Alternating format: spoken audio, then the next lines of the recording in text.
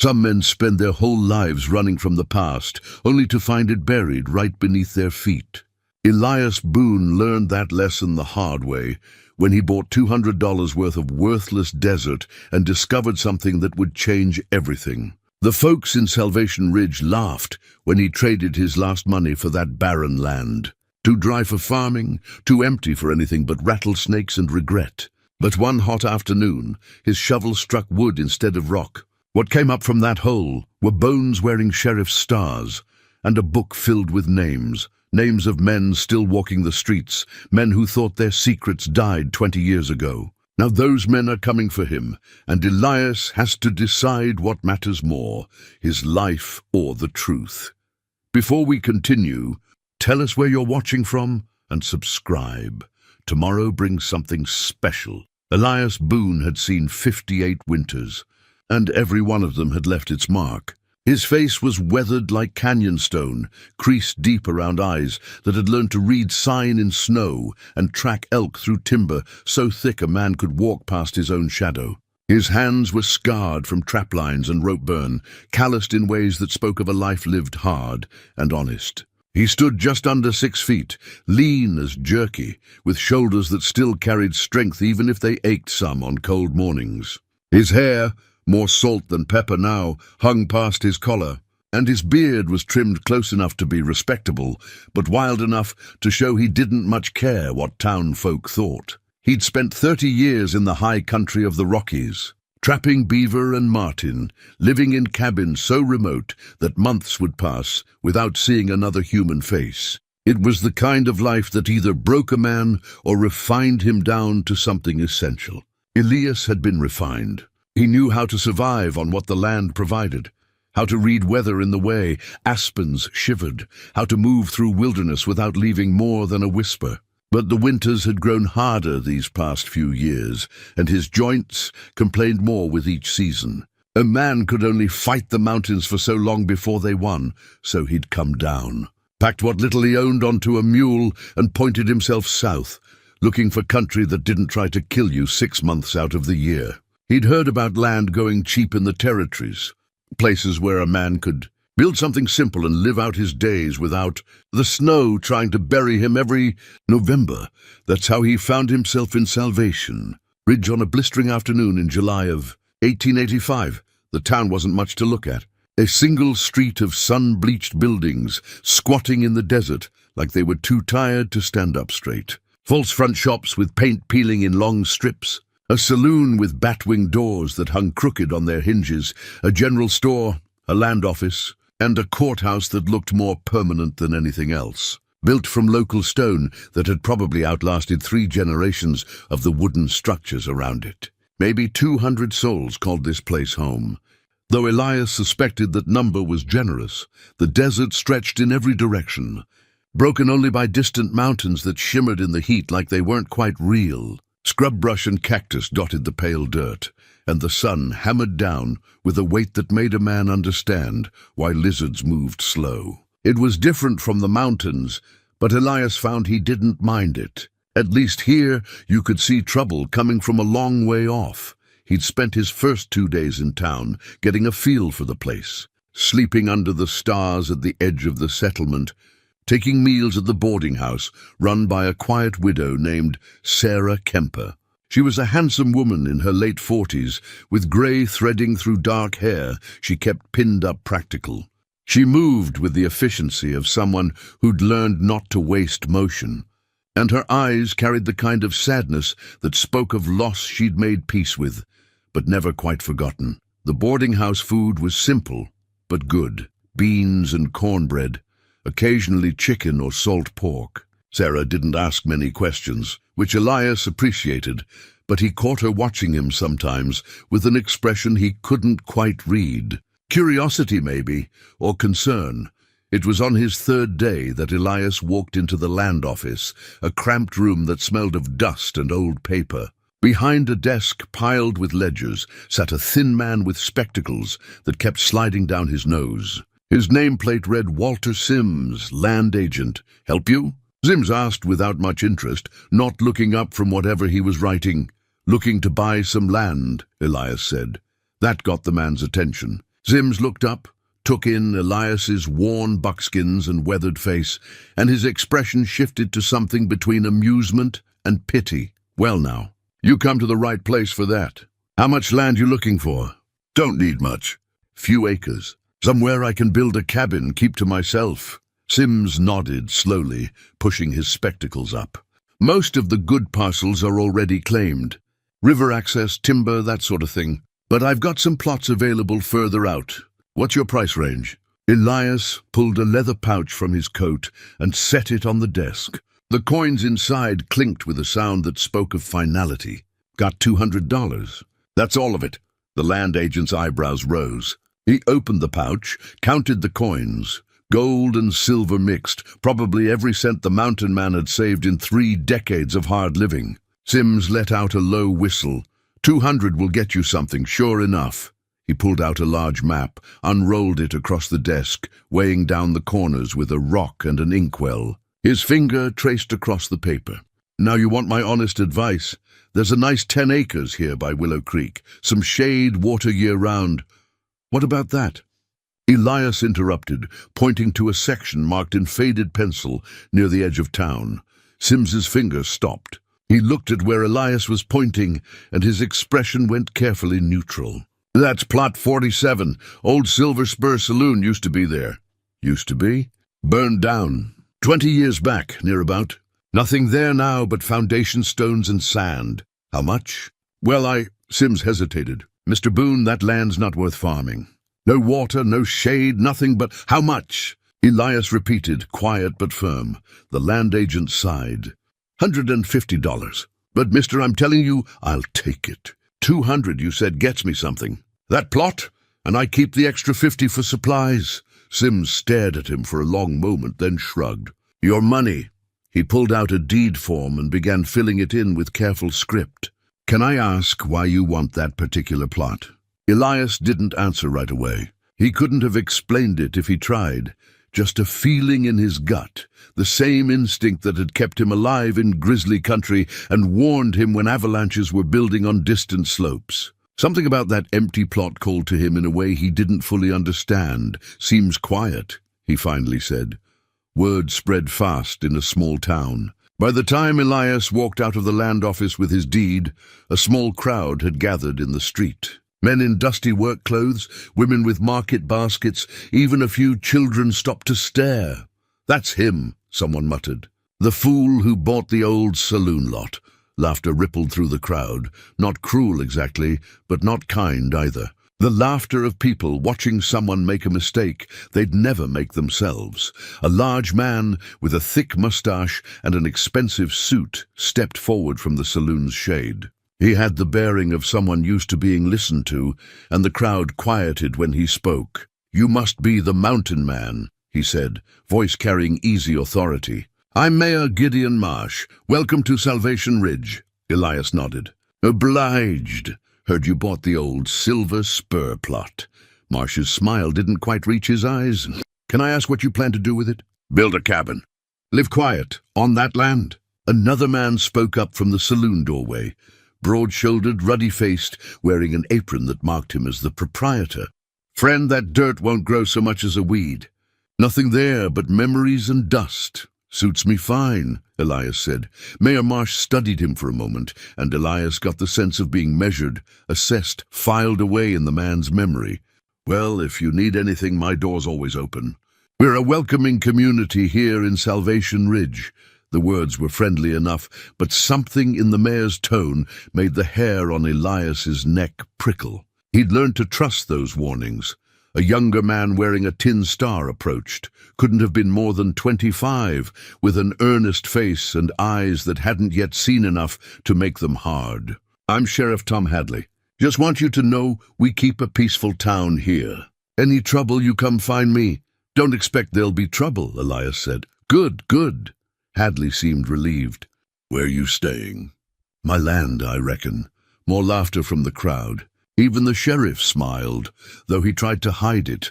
Elias collected his mule from where he'd tied it and walked through town toward his property, aware of eyes following him. By tomorrow, he figured, the story would have spread to every household. the crazy mountain man who spent his last dollars on worthless desert. Let them talk.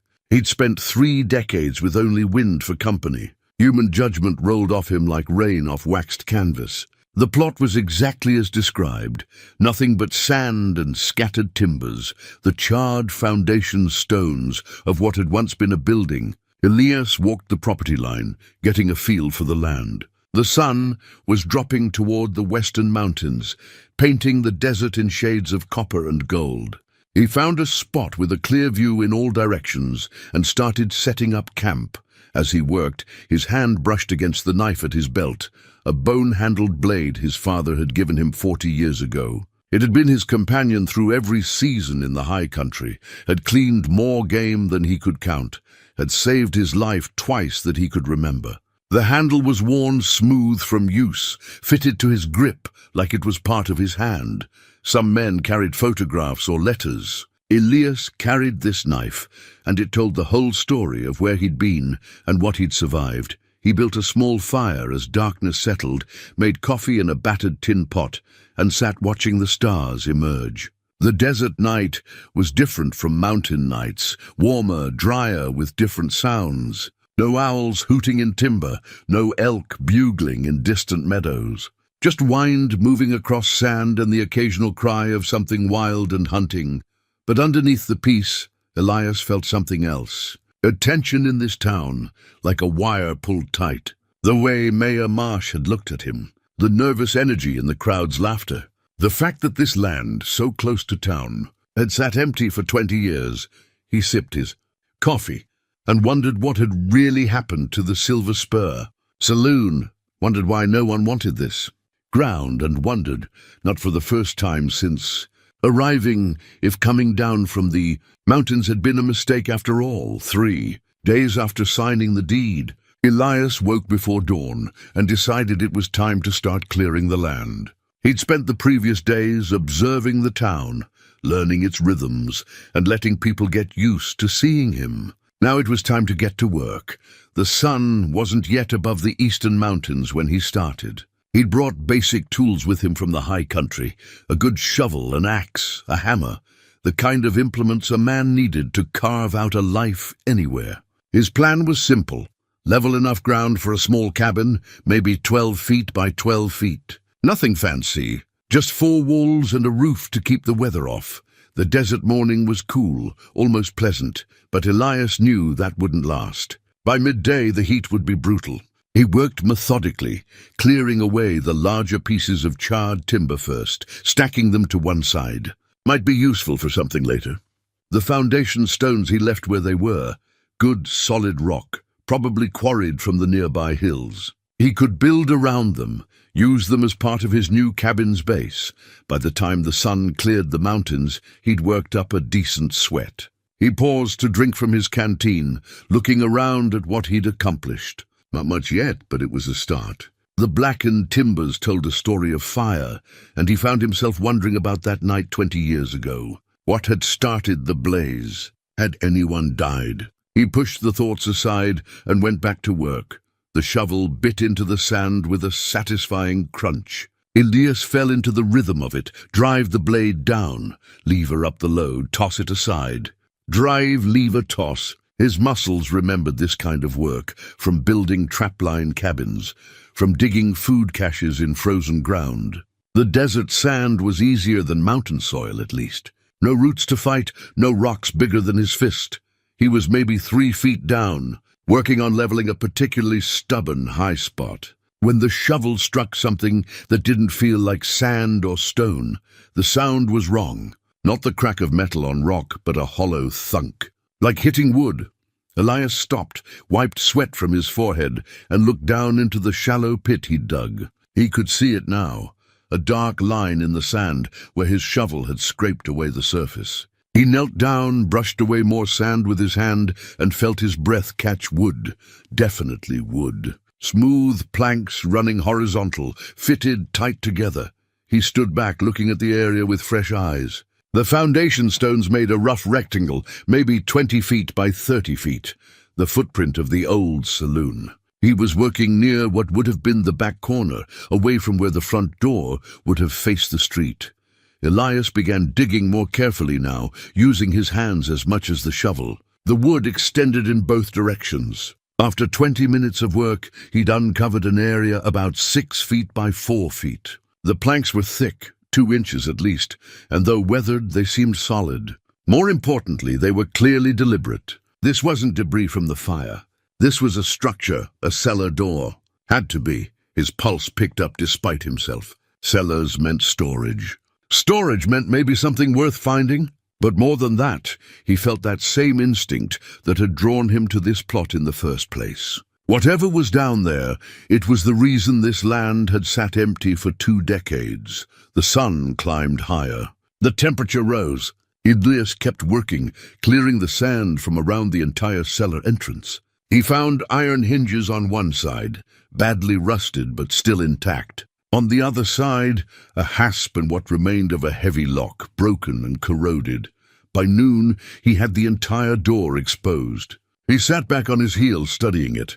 The desert had preserved it better than rain country would have. The wood was dry but not rotted, the gaps between planks packed with sand that had filtered down over the years. Should he open it? Part of him said to leave it alone. If something was buried here, there was probably a reason. But another part, the part that had survived 30 winters in grisly country by being curious and careful, wanted to know what was down there. He looked around. No one was watching from town. Everyone was inside, hiding from the midday heat. This was his land, his property. Whatever was in that cellar belonged to him now. Elias found a stout piece of timber from the debris pile and used it as a lever. The hinges protested, metal squealing against metal, but they held. The door was heavy. It took all his strength to lift it. Sand cascaded down into the darkness below as the door swung up and back, finally coming to rest against the ground with a thud that seemed too loud in the desert quiet. A smell rose from the opening.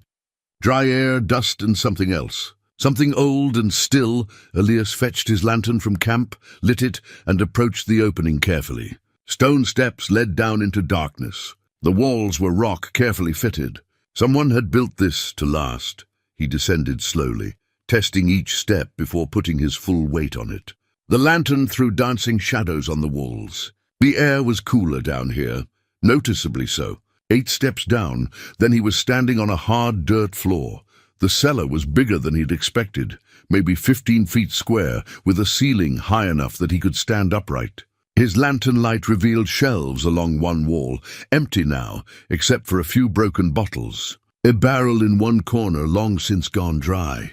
And in the center of the space, a table, 3 chairs around the table, and in those chairs, 3 skeletons. Elias froze, lantern held high. The bones were brown with age, still held together, mostly by the clothing that draped them. Simple work clothes, canvas pants, cotton shirts gone nearly to dust. But that wasn't what made his blood run cold. Each skeleton wore a star. Tarnished silver badges pinned to what remained of their shirts.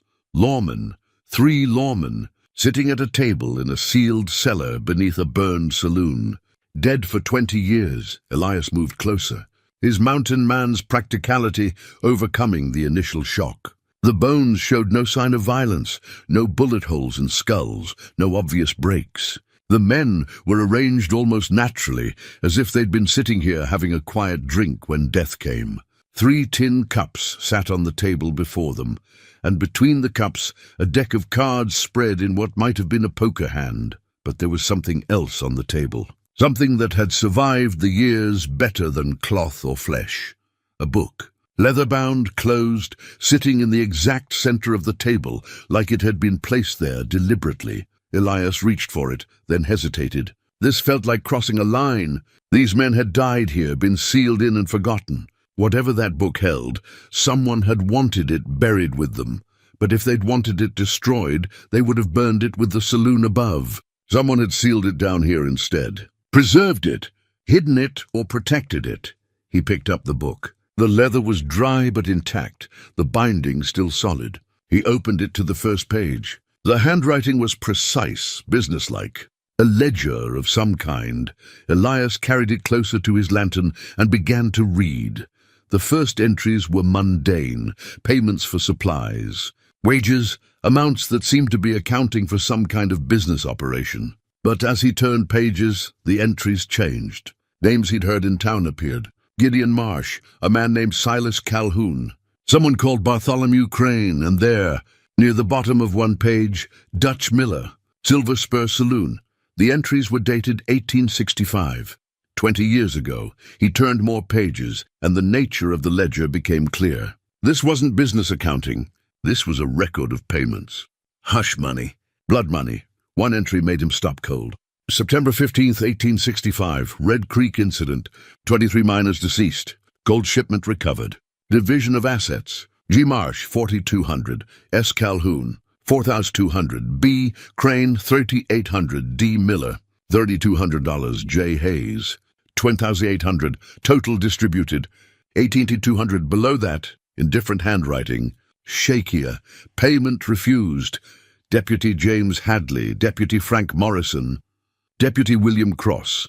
Recommended action, elimination. Elias read the entry 3 times, making sure he understood what he was seeing. Red Creek, 23 miners dead. A gold shipment, and 3 deputies who refused payment and were eliminated. He looked up at the skeletons sitting eternally at their card game. 3 deputies, 3 stars. These men had been murdered, sealed in this cellar and left to die, probably during the fire that destroyed the saloon above. And that fire hadn't been an accident.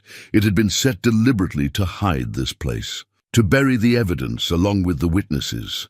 The names in the ledger read like a who's who of current Salvation Ridge. Mayor Gideon Marsh, Dutch Miller, who ran the saloon Elias had seen on his first day.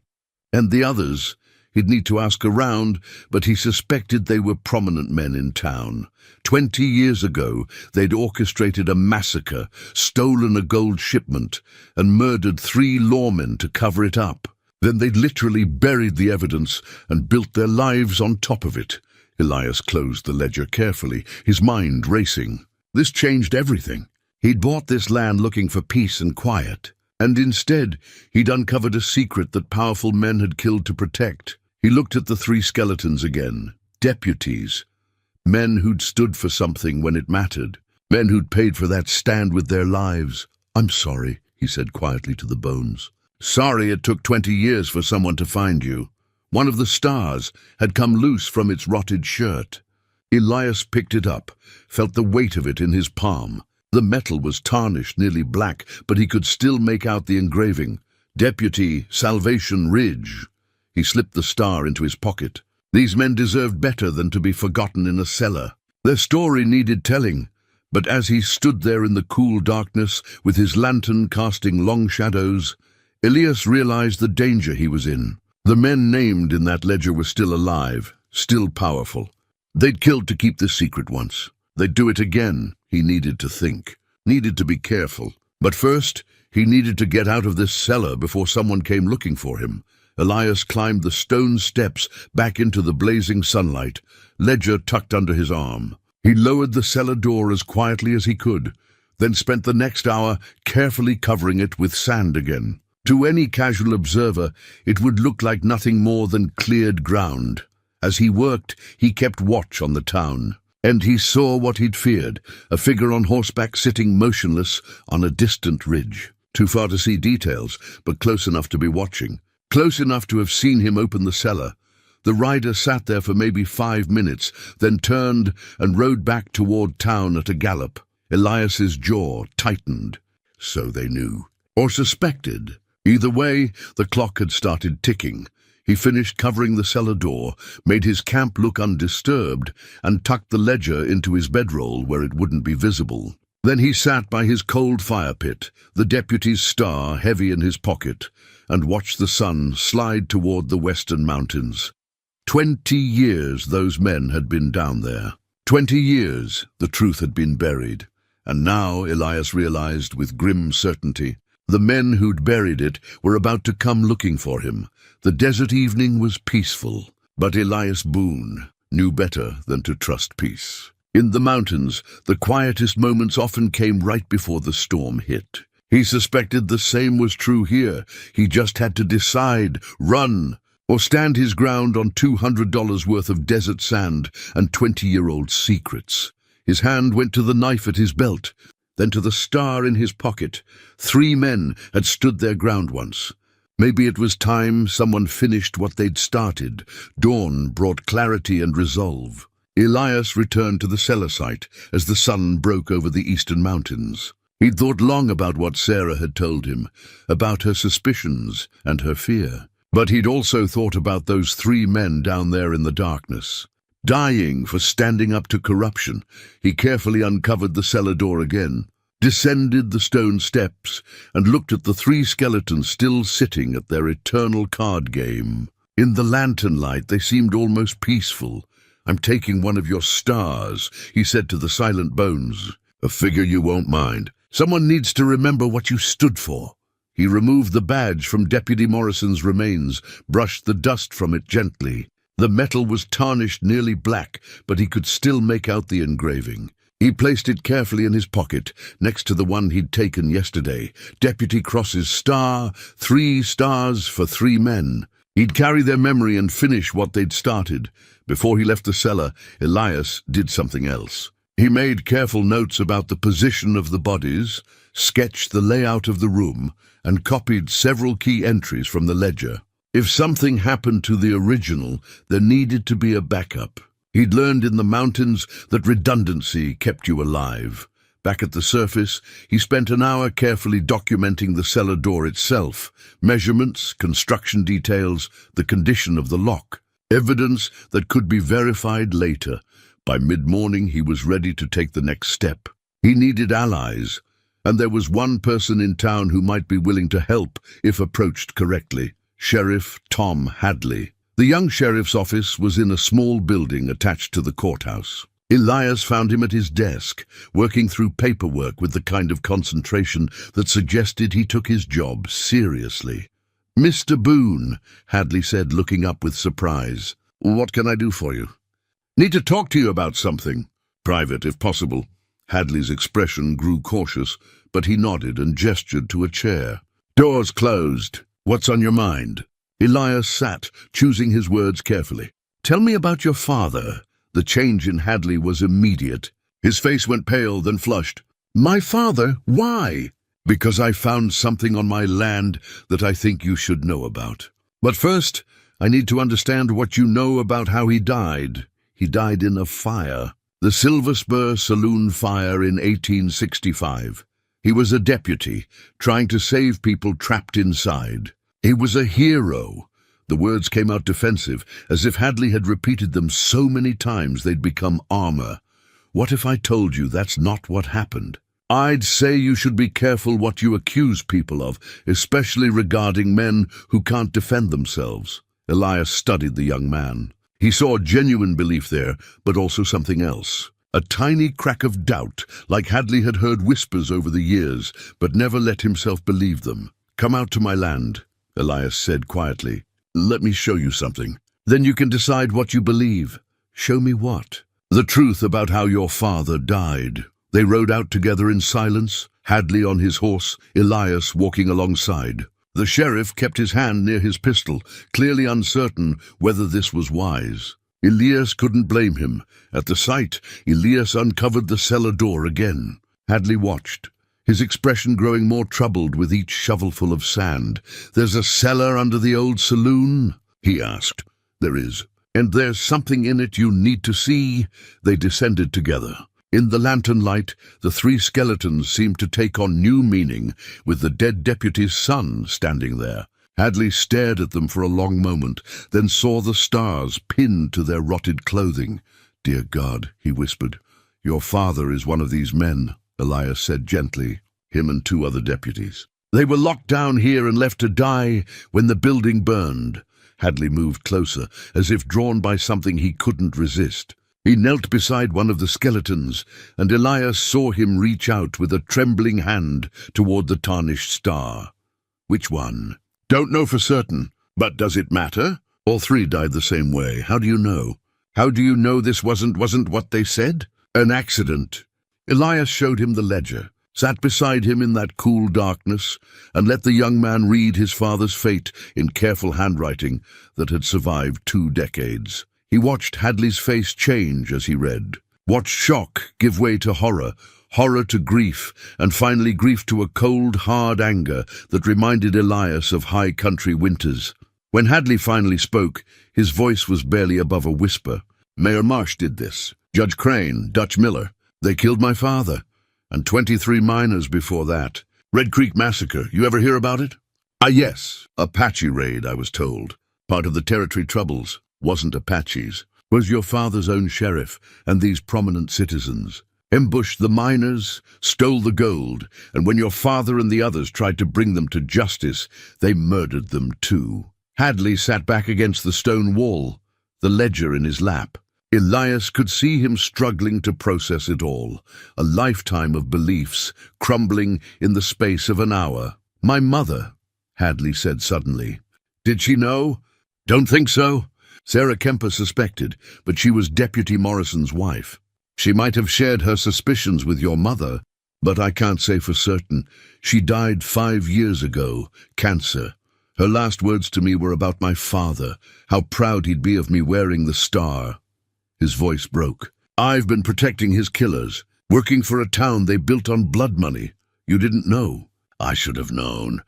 Should have asked questions. But it was easier to believe the hero story, wasn't it? Easier to think my father died saving people instead of... He stopped, unable to finish. Elias let him sit with it. A man needed time to grieve, even for a father he'd lost 20 years ago. Maybe especially for that father, because now he was losing him twice, once to death, once to truth. Finally, Hadley stood. What do you want to do? Bring them to justice, but I need help. Can't do it alone, and I've only been in town a week. You're the law here. The law, Hadley laughed bitterly. The law is Judge Crane, who signed my father's death certificate. The law is Mayor Marsh, who controls half the territory. What am I supposed to do against that? What your father would have done. Stand up. Do what's right, even when it's hard. Hadley looked at him, and Elias saw something shift behind the young man's eyes. A decision being made. You're right, Hadley said quietly. He reached out and carefully removed the star from the skeleton closest to him. His father's remains, Elias realized. The young sheriff held it for a long moment, then pinned it to his own chest, right beside his current badge. For you, Dad.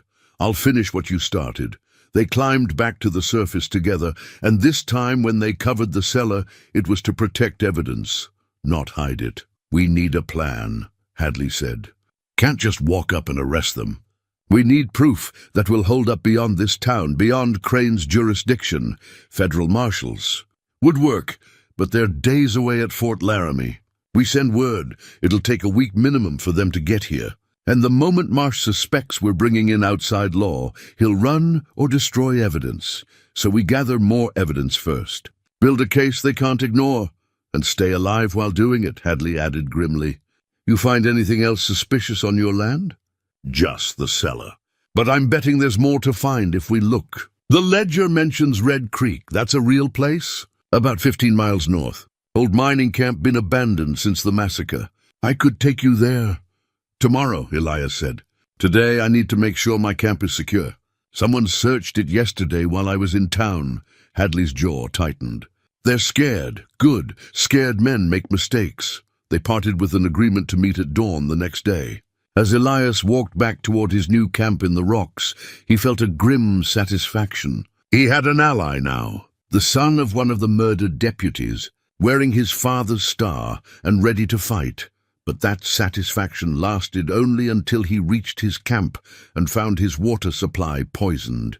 He'd been careful, as always. His canteen and water barrel were kept in shade, covered against dust and insects. But when he went to refill his canteen, the smell stopped him cold. Bitter almonds. He'd encountered it once in the mountains when a trapper died from drinking contaminated water. Cyanide or something like it. Elias poured the water out carefully, watching it darken the sand. Someone had come here while he was showing Hadley the cellar. Someone who wanted him dead, but was willing to be patient about it. The message was clear. They could reach him any time. His camp wasn't safe. Nothing in Salvation Ridge was safe. He spent the rest of the afternoon moving his camp again, this time to a spot even more remote. A cluster of boulders that formed a natural fortress, with clear sightlines in all directions and only one approach. He'd seen similar formations in the mountains used by trappers who valued their lives. As he worked, he thought about the escalation. First warnings, now poison. Next would be direct violence, hired guns or an ambush. They were working up to killing him, just like they'd worked up to killing the deputies. But Elias had one advantage the deputies hadn't. He knew it was coming. That evening, he made copies of the most important ledger pages, using charcoal and paper he'd bought from Green's store. He sealed the copies in oilcloth and hid them in 3 different locations across the desert, under rocks, in crevices, places only he would remember. If something happened to him and the original ledger, someone could still find the truth. As darkness fell, he sat with his back to the rocks, both deputy stars in his hand. Morrison's and Cross's. Hadley had his father's. And these 2 deserved to be remembered too. "Don't know if you boys can hear me," he said to the stars. "To the night, to the memory of men who died for doing right. But I'm going to see this through. Your families deserve to know the truth. Those miners at Red Creek deserve justice. And these men who think they're above the law need to learn they're not." The stars glinted in the moonlight, offering no answer but their silent weight. Elias had learned in his years in the mountains that some fights chose you, whether you wanted them or not. A grizzly stumbling onto your camp, a winter storm that wouldn't let you leave. Men who decided your death was worth their convenience. You didn't get to choose when those fights came. You only got to choose how you faced them. He'd face this one, standing up. In the darkness beyond his camp, something moved. Elias was on his feet instantly, knife in hand, but it was only a coyote trotting past, hunting for its own survival. The animal paused, looked at him with eyes that caught the moonlight, then continued on its way. Elias watched it go and thought about Sarah Kemper's warning. They're planning something. Well, let them plan. He'd been planning too. And tomorrow, he and Sheriff Hadley would ride to Red Creek and see what other secrets this desert had kept for 20 years. He settled in for another sleepless night, watching the stars wheel overhead, listening to the desert breathe around him. Somewhere in Salvation Ridge, powerful men were probably sleeping soundly in comfortable beds, convinced their secret was still safe. They were wrong, and by the time Elias Boone was done, everyone would know just how wrong they were. Sheriff Hadley arrived at Elias's new camp just as the sun was breaking over the horizon, painting the desert in shades of copper and rose. The young man looked like he hadn't slept much either. His eyes were red-rimmed, his face drawn with the kind of exhaustion that came from grief rather than physical labor. "Ready?" Hadley asked, his voice rough. "Ready," Elias confirmed, shouldering a small pack with water, food, and the ledger wrapped carefully in oilcloth. They rode north. Elias on a horse borrowed from Sarah Kemper, a sturdy mare that didn't mind the desert heat. Hadley led the way, following what had once been a wagon road, but was now barely visible under years of wind-blown sand. The landscape changed as they traveled. The flat desert gave way to rolling hills cut through with dry arroyos. Scrub brush grew thicker here, and they passed stands of stunted juniper clinging to rocky slopes. The sun climbed higher, and the temperature rose with it. Neither man spoke much. Hadley seemed lost in thought, probably wrestling with everything he'd learned. Elias was content with silence, his eyes constantly scanning the terrain. Old habits from the mountains: always watch for danger, always know your escape routes. After 2 hours, Hadley reined in his horse at the top of a rise. "There," he said, pointing down into a narrow valley. Red Creek. Elias could see why they'd chosen this spot for an ambush. The valley was maybe a quarter-mile long, with steep walls on either side. A wagon road ran through the bottom, the only practical route through this terrain. Anyone moving through would be exposed, vulnerable. They descended slowly, and as they got closer, Elias began to see the evidence. Weathered wood from wagon remains, half buried under sand, scattered debris that might have been supplies or equipment, and bones, 20 years in the desert sun and wind had reduced them to fragments, but they were unmistakably human. A skull here, a femur there, a rib cage still partially connected. The remains of men who'd been left where they fell. Jesus, Hadley whispered. I rode through here a year ago chasing rustlers.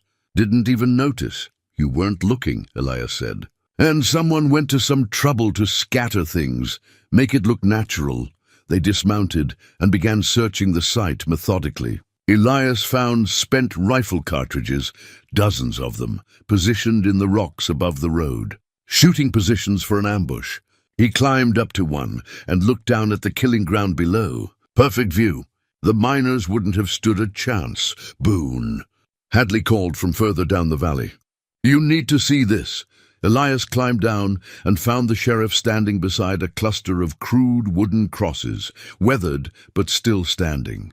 23 of them, arranged in neat rows. Someone had carved numbers into each one, 1 through 23. Someone buried them, Hadley said, his voice thick with emotion. After the massacre, someone came back and gave them graves, and maintained them, Elias added, kneeling beside one of the crosses. The base had been recently reinforced with rocks, and there were signs that the sand had been cleared away not long ago. Someone's been coming here regular. Who would do that? Everyone thinks this was an Apache raid. Someone who knows different. Someone who cares. They found the answer 10 minutes later. Behind a large boulder, sheltered from the wind, was a small cairn of rocks with something tucked inside. Elias carefully dismantled it and found a journal wrapped in oilcloth, remarkably well preserved. The first page answered their question. Journal of Deputy James Hadley, September 1865. Sheriff Hadley's hands trembled as Elias handed it to him. My father's journal. He kept a journal. Looks like it. And it looks like he came here after the massacre. Hadley began reading aloud, his voice breaking occasionally. September 16, 1865. Rode out to Red Creek with Morrison and Cross to investigate reports of an Apache raid. Found 23 bodies, all shot with military-grade rifles. No arrows, no sign of Indian attack. This was no raid, this was murder. Spent the day burying the dead.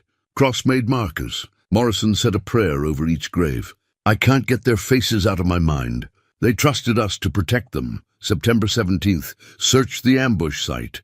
Found over 60 cartridge casings in the rocks above the road. Professional shooting positions. This was planned. Someone knew the miners were coming through here with their gold. Someone set up an ambush. September 18th, back in Salvation Ridge. Confronted Sheriff Hayes with what we found. He ordered us to let it go, said we don't know what we're dealing with. Morrison pressed him, where's the gold? The miners were carrying over $20,000. Hayes got angry, told us to drop it or face consequences. Something's very wrong here. September 19th, found proof. Dutch Miller bought the lot next to the Silver Spur today, paid in gold coins. Same dates as the coins the Red Creek miners were carrying. We documented them before they left. Morrison wants to arrest Miller, but we need more evidence. Hayes is in on it. We need to be careful. September 20th, meeting tonight. Hayes, Mayor Marsh, Judge Crane, Miller, and others. Cross got close enough to hear some of it. They're dividing the gold. They killed those miners, and they're sitting in the saloon bragging about it. We have to act, but how? Crane controls the courts. Marsh controls the territory. If we make accusations without ironclad proof, we're dead men. September 21st. Gathering evidence. Found the account books in Hayes's office. He's careless when he's drunk. The numbers match up. They stole the gold and they're dividing it up. But Crane offered us money to look the other way. $3,000 each. Morrison wanted to punch him. Cross just shook his head. We refused. Crane said we were making a mistake. He said we should think about our families. September 22nd. They know we won't back down. Hayes has been avoiding us. Marsh is watching us. Morrison wants to ride to Fort Laramie, bring federal marshals. I said we should wait, gather more evidence. But I'm starting to think Morrison's right. These men are dangerous. If something happens to us, I'm hiding this journal at Red Creek. Someone needs to know the truth. Someone needs to tell the families of those 23 miners that it wasn't Apaches. It was their own people. It was greed. If you're reading this and I'm dead, tell my son. The entry ended abruptly, unfinished. The next page was blank. Hadley was crying openly now, clutching his father's journal like a lifeline. He knew they were going to kill him, and he still tried to do the right thing. He did do the right thing, Elias said quietly. Him and Morrison and Cross, they stood up when it mattered, and they died for it. Sometimes that's the price. But they died, knowing they tried, knowing they didn't look away. Hadley wiped his eyes, straightened his shoulders. When he spoke again, his voice was steadier. We need to document all of this. Every grave, every cartridge, everything. Build a case so strong that even Crane can't ignore it. They spent the next 3 hours doing exactly that. Elias sketched maps of the ambush site, noting the positions of the shooting stations and the wagon road. Hadley counted graves and recorded the numbers. They collected cartridge casings, noting the manufacturer's stamps. Everything that could serve as evidence. While they worked, Elias found something else tucked into the journal's pages, a crude map, hand-drawn. It showed Red Creek, the town of Salvation Ridge, and several other locations marked with X's. One X was labeled Evidence, Miller's Cellar. Another read Bank Records, Marsh. A third said Court Documents, Crane. Your father was building a case, Elias said, showing Hadley the map. He'd identified where to find proof against each conspirator, but he never got the chance to collect it. No, but we can. They took the journal with them. It was too valuable to leave, even hidden. As they prepared to leave Red Creek, Hadley paused at the graves one more time. I'll make this right, he said to the crosses, to the bones scattered in the desert, to the memory of 23 men who died for someone else's greed. I promise you that. The ride back was faster than the journey out. Both men were energized by what they'd found, the pieces of the puzzle coming together. But as they approached Salvation Ridge from the north, Elias spotted something that made him rein in his horse, riders, 3 of them heading toward town from the east. Even from a distance, Elias could tell they weren't locals. They sat their horses with a professional ease, and even in the desert heat, they wore long coats that suggested they were carrying more than a single sidearm. Who are they? Hadley asked. Trouble, Elias said. Hired guns, if I'm reading the sign right. You think Marsh sent for them? Seems likely. We've been poking at his secret for 3 days now. He's escalating. They entered town separately, Hadley through the main street, Elias circling around to approach from the south. No point advertising that they'd been together, but it was too late for subtlety. As Elias dismounted at Sarah Kemper's boarding house to return her horse, Dutch Miller stepped out of his saloon across the street. Mr. Boone, Dutch called out, his voice friendly but his eyes hard. Wondered where you'd gotten to. Out enjoying the desert? Seeing the country, Elias replied neutrally. See anything interesting? Sand, rocks, the usual. Dutch smiled, but it didn't reach his eyes. Funny thing, someone told me they saw you riding north this morning. With our sheriff? Almost like you were heading somewhere specific. Sheriff offered to show me the territory. Seemed neighborly. Dutch let the word hang in the air. Then he gestured toward his saloon. How about you come have a drink with me? On the house. We should talk. It wasn't a request, not really. Elias could refuse, but that would just confirm Dutch's suspicions. Better to see what the man wanted, take his measure up close. Don't mind if I do, Elias said. The saloon was dim and cool after the bright desert sun. A few men sat at tables, but they cleared out quickly when Dutch led Elias to a corner booth. Whatever was about to happen, Dutch wanted privacy for it. A bartender brought whiskey and 2 glasses without being asked. Dutch poured with steady hands. You've caused quite a stir in our little town, Mr. Boone, Dutch said, sliding a glass across the table. In less than a week you've managed to make some powerful people very nervous. Didn't mean to cause trouble, but you have. See, there are certain things in Salvation Ridge that are best left alone. Old history, old tragedies. People have moved on, built good lives. Then you come along digging around where you shouldn't. On my own property. But that's the thing about property in these parts. Land has memory. Sometimes it's better to let sleeping dogs lie. Elias took a slow sip of his whiskey. It was good whiskey, expensive. Bought with blood money, most likely. What do you want, Miller? Dutch's friendly facade slipped just for a moment. I want you to leave. Tonight. Take your bedroll and your mule and ride out. We'll even buy your land back, $500. More than fair for worthless desert. And if I don't, then things will get unpleasant. For you, and for anyone who's been helping you. Dutch leaned forward. You think you're the first man to come sniffing around old secrets. Last fellow who got too curious had an accident. Fell off his horse, broke his neck. Very tragic. That a threat. That's history. And a warning. This town takes care of its own, Mr. Boone, but it also knows how to deal with troublemakers. Elias set his glass down carefully. Let me tell you something, Miller. I spent 30 years in the mountains living with grizzlies and wolves. Survived winters that would kill most men. And you know what I learned? The most dangerous predators aren't the ones who roar and show their teeth. They're the ones who sneak around in the dark, taking what isn't theirs. He stood up. I'm not leaving. And you can tell Mayor Marsh and Judge Crane that whatever they're planning, it won't work. The truth's coming out, whether they like it or not. Dutch's face went cold. You're making a mistake. Wouldn't be the first time. But I'll live with it. Elias walked out of the saloon into the afternoon heat, aware of eyes watching him from windows and doorways. The whole town probably knew about the meeting by now. Knew that the mountain man had just told Dutch Miller, and by extension the town's power structure, to go to hell.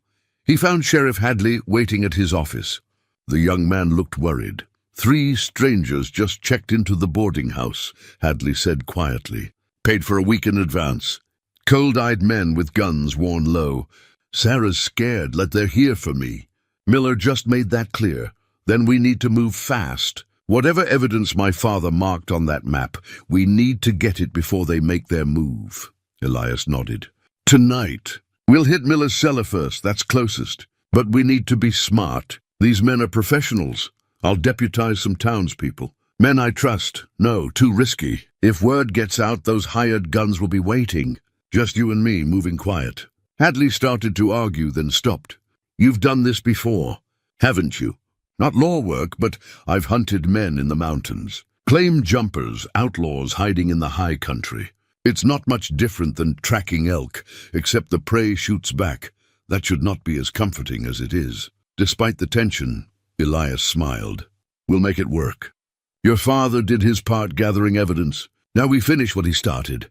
As the sun set over Salvation Ridge, painting the wooden buildings in shades of orange and red, Elias prepared for what was coming. Tonight they'd gather more evidence. Tomorrow they'd figure out how to use it.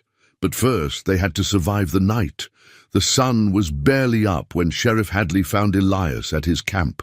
The young man looked haggard, but his eyes burned with purpose.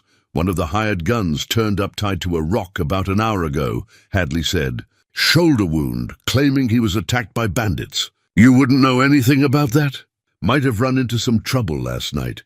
Well, the other 2 are looking for you now. Marsh is furious. Apparently he paid good money for professionals, and one of them got taken down by a lone mountain man. Good.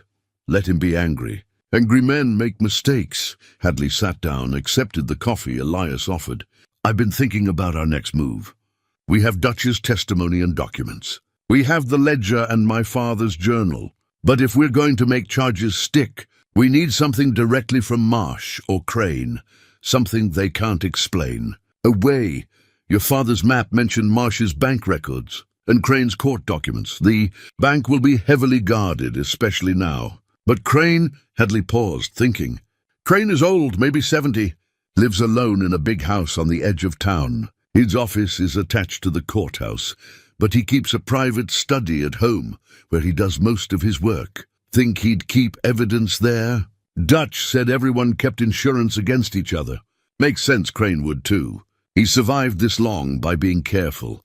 They decided to approach Judge Crane directly. Not to break in, but to confront him. An old man, alone, facing evidence of crimes committed 20 years ago. There was a chance he might crack, especially if he thought his co-conspirators were turning on him. It was a risk. But everything about this situation was a risk now. They waited until midday, when the heat was at its worst, and most people were indoors. Crane's house was an impressive structure by Salvation Ridge standards. 2 stories, white-painted wood, with a covered porch that suggested wealth and status. A sign beside the door read, "The Honorable Bartholomew Crane, Territorial Judge." Hadley knocked. They waited. After a long moment, the door opened and Judge Crane himself stood there, silver-haired and dignified, in a silk vest and watch chain. "Sheriff Hadley," Crane said, his voice cultivated and educated. "What can I do for you?" "We need to talk, Judge, about Red Creek." Crane's expression didn't change, but Elias saw his knuckles whiten where he gripped the door. "I'm not sure what you mean. I think you do. May we come in?" For a moment, Elias thought Crane would refuse, but then the judge stepped aside. "Very well. Though I must say this is highly irregular. The interior was as impressive as the exterior. Rich carpets, mahogany furniture, law books lining every wall. A man who'd built a life of respectability on blood money. Crane led them to a study off the main hall. "Now what's this about?" Hadley didn't waste time. He laid out everything: the cellar, the ledger, his father's journal, Dutch's confession. With each revelation, Crane grew paler. When Hadley finished, the judge sat down heavily in a leather chair. "I see. That's all you have to say." Hadley's voice was tight with anger. "You signed my father's death certificate. You knew he was murdered and you covered it up." "I was protecting myself," Crane said quietly. "And my family. You have to understand I was young, ambitious. Marsh came to me with an opportunity. Easy money," he said. "No one would get hurt. 23 miners died. I didn't know that would happen. None of us did, except maybe Marsh. By the time we realized what he'd done, we were all complicit. And then your father and the other deputies started asking questions. So you killed them too." "I didn't kill anyone," Crane said sharply. Then softer, "But I didn't stop it either. Marsh said it was necessary. Hayes was his man, did what he was told. The rest of us we looked the other way." "You're a judge," Elias said. "You swore an oath. I know what I am, Mr. Boone. I've known for 20 years. Every case I've presided over, every sentence I've passed. I've wondered if I had any right to judge anyone when I'd done what I did." Crane stood, walked to a painting on the wall, a landscape of the desert mountains. He swung it aside, revealing a wall safe. "September 15th, 1865, he said, working the combination. "The date of Red Creek. I chose it as my combination, so I'd never forget. Every time I open this safe, I'm reminded. The safe opened. Inside were stacks of documents, organized and labeled with meticulous care.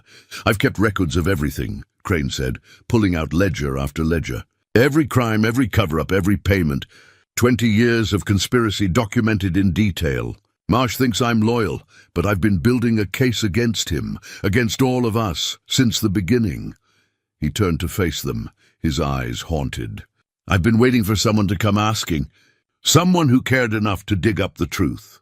Part of me has wanted to be caught for 20 years. Hadley stared at the mountain of evidence. "Why? Why keep all this if you were just going to stay silent?" "Because I'm a coward, Sheriff. I wanted the possibility of redemption without the courage to seek it actively. I told myself that someday, when the time was right, I'd come forward. But days became years, and years became decades, and here I am, an old man who sold his soul for gold he can't even enjoy." Elias moved closer to examine the documents. There were ledgers similar to the one from the cellar, but these were more complete. They showed not just the Red Creek conspiracy, but 20 years of subsequent crimes. Land fraud, intimidation, at least 6 murders arranged to protect the secret or expand the conspirators' power. One entry made him stop cold. Sarah Kemper's husband, Deputy Morrison. It says here the fire was set by someone named Jack Torres on Marsh's orders. Torres was paid $500. He died 2 years later, Crane said. Killed in a bar fight in Tucson. Convenient for Marsh. One less witness. Hadley was reading another ledger, his face growing darker. "Judge, this shows you've been covering up crimes for Marsh for 2 decades. Property disputes decided in his favor, criminal charges dismissed, witnesses intimidated. The corruption goes far beyond Red Creek, I'm aware. Marsh doesn't just control Salvation Ridge, Sheriff. He controls 3 counties. He has territorial officials on his payroll, federal appointments influenced by his money. The man you're trying to bring down has spent 20 years building an empire on that stolen gold. Then how do we stop him? Elias asked. Crane gestured to the documents. You use these, but not locally. Marsh owns too many people here. You need to go over his head. Federal marshals, territorial governor, maybe even Washington. Make the case so public and so damning that he can't buy his way out. Will you testify? The old judge was quiet for a long moment. Finally, he nodded. Yes, God help me, yes. I've been a coward long enough. Your father deserves justice, Sheriff. So do those miners. So do all the people Marsh has hurt over the years. There's something else, Crane said, pulling out a final document. Something that changes everything. He handed Elias a faded property deed. In 1866, Marsh bought up most of the mining claims around Red Creek for pennies on the dollar. Told people the area was cursed, dangerous, played on superstition. But he knew something the rest of us didn't. What? There's a second gold vein at Red Creek, larger than the first. He's been mining it secretly for years, through front companies and shell corporations. That stolen $20,000 was just seed money. Marsh has probably taken $500,000 out of those hills, maybe more. Hadley let out a low whistle. So it wasn't just about covering up one crime. It was about protecting an ongoing criminal enterprise. Exactly. And that's not all. Crane pulled out a map, unfolded it on his desk. Marsh has been buying water rights throughout the territory. He's planning something big. I don't know exactly what, but it involves controlling water access to force other ranchers out. He's been doing it for 5 years now, very quietly. Elias studied the map. Red Creek, the town, and dozens of other locations marked with dates and dollar amounts. It showed a pattern of systematic acquisition and control. This is bigger than we thought, Elias said. We're not just exposing a 20-year-old massacre. We're trying to bring down someone who's been building a criminal empire, which is why you need to move fast, Crane said urgently. Marsh is smart and he's paranoid. The moment he realizes I've turned against him, he'll disappear. He has money hidden in banks across 3 territories and probably Mexico. He could vanish and live comfortably for the rest of his life. Then we take him now, Hadley said. Today, we gather everything, ride to Fort Laramie, bring back federal authority. It's not that simple, Crane said. Marsh has people watching the roads. The moment you ride out with evidence, he'll know. Those 2 remaining hired guns will be the least of your problems. He has a dozen men on his payroll who'd kill for him. So what do we do? Hadley asked, frustration clear in his voice. Elias had been thinking while they talked, his mountain man's mind working through the problem like planning a winter trapline. We don't run. We make them come to us. Force a confrontation here in public where Marsh can't make us disappear quietly? How? We tell the truth, all of it. To everyone, Crane looked alarmed. That's suicide. Marsh will have to decide between running and fighting. Either way, he loses. If he runs, it's an admission of guilt. If he fights, we have witnesses. And we have you, Judge. A territorial judge testifying against him carries weight. There's still those hired guns, Hadley pointed out. Leave them to me, Elias said grimly. I dealt with one last night. I can deal with 2 more. Crane walked to his window, looking out at the town he'd helped corrupt. Timothy Worth, the newspaper man. If anyone can spread the word quickly, it's him. He has a printing press in his basement, used to publish the Sentinel before it closed. Could he print broadsides? Hadley asked. Something we could distribute to the whole town? He could, but it would take time. We have tonight, Elias said. We write up the accusations, print them, and tomorrow morning we paper this town with the truth. Force everything into the open, and we hold a public meeting, Hadley added, warming to the idea. In the courthouse square. Present the evidence, let people hear Judge Crane's testimony. Make it impossible for Marsh to silence us without witnesses. He won't come to a public meeting, Crane said. He'll barricade himself in his ranch with his men. Then we go to him after. With a posse. With federal authority on the way. With the whole town knowing what he did. Elias felt the plan taking shape. Question is, Judge, are you really ready to do this? Once we start, there's no going back. Crane looked at him. And Elias saw something shift in the old man's eyes. Decision, resolution, maybe even relief. I'm 72 years old. Mr. Boone, I've lived 20 years longer than those 3 deputies Marsh murdered. Every day has been borrowed time. Time I should have spent in prison for what I did. If I die bringing him down, at least I'll die having done one right thing. You won't die, Hadley said. We'll protect you. Can you protect me from myself, Sheriff? From the weight of 20 years of guilt. Crane gathered the documents, began organizing them. Let's do this properly. Let's build a case so solid that even Marsh's money can't buy him out of it. They spent the rest of the afternoon in Crane's study, organizing evidence and preparing testimony. The judge was meticulous, knowing exactly which documents proved which crimes, how to structure the case for maximum impact. As evening approached, they loaded everything into saddlebags, the original cellar ledger, Deputy Hadley's journal, Dutch's confession, and now Crane's extensive records. It was enough evidence to hang Marsh 10 times over. One more thing, Crane said as they prepared to leave. He pulled a small derringer from his desk drawer. I'm not a young man, but I can still shoot. If Marsh comes for me, I won't go quietly. He won't get the chance, Elias promised. They left through the back door, not wanting to advertise their meeting. But as they emerged into the alley, they found themselves facing the 2 remaining hired guns. Both men had weapons drawn. They'd been waiting. Figured you'd come here eventually, one said. Tall, scarred, with dead eyes. Marsh pays us to think ahead. You're making a mistake, Hadley said, hand moving toward his pistol. Don't, the second gunman warned. We're professionals.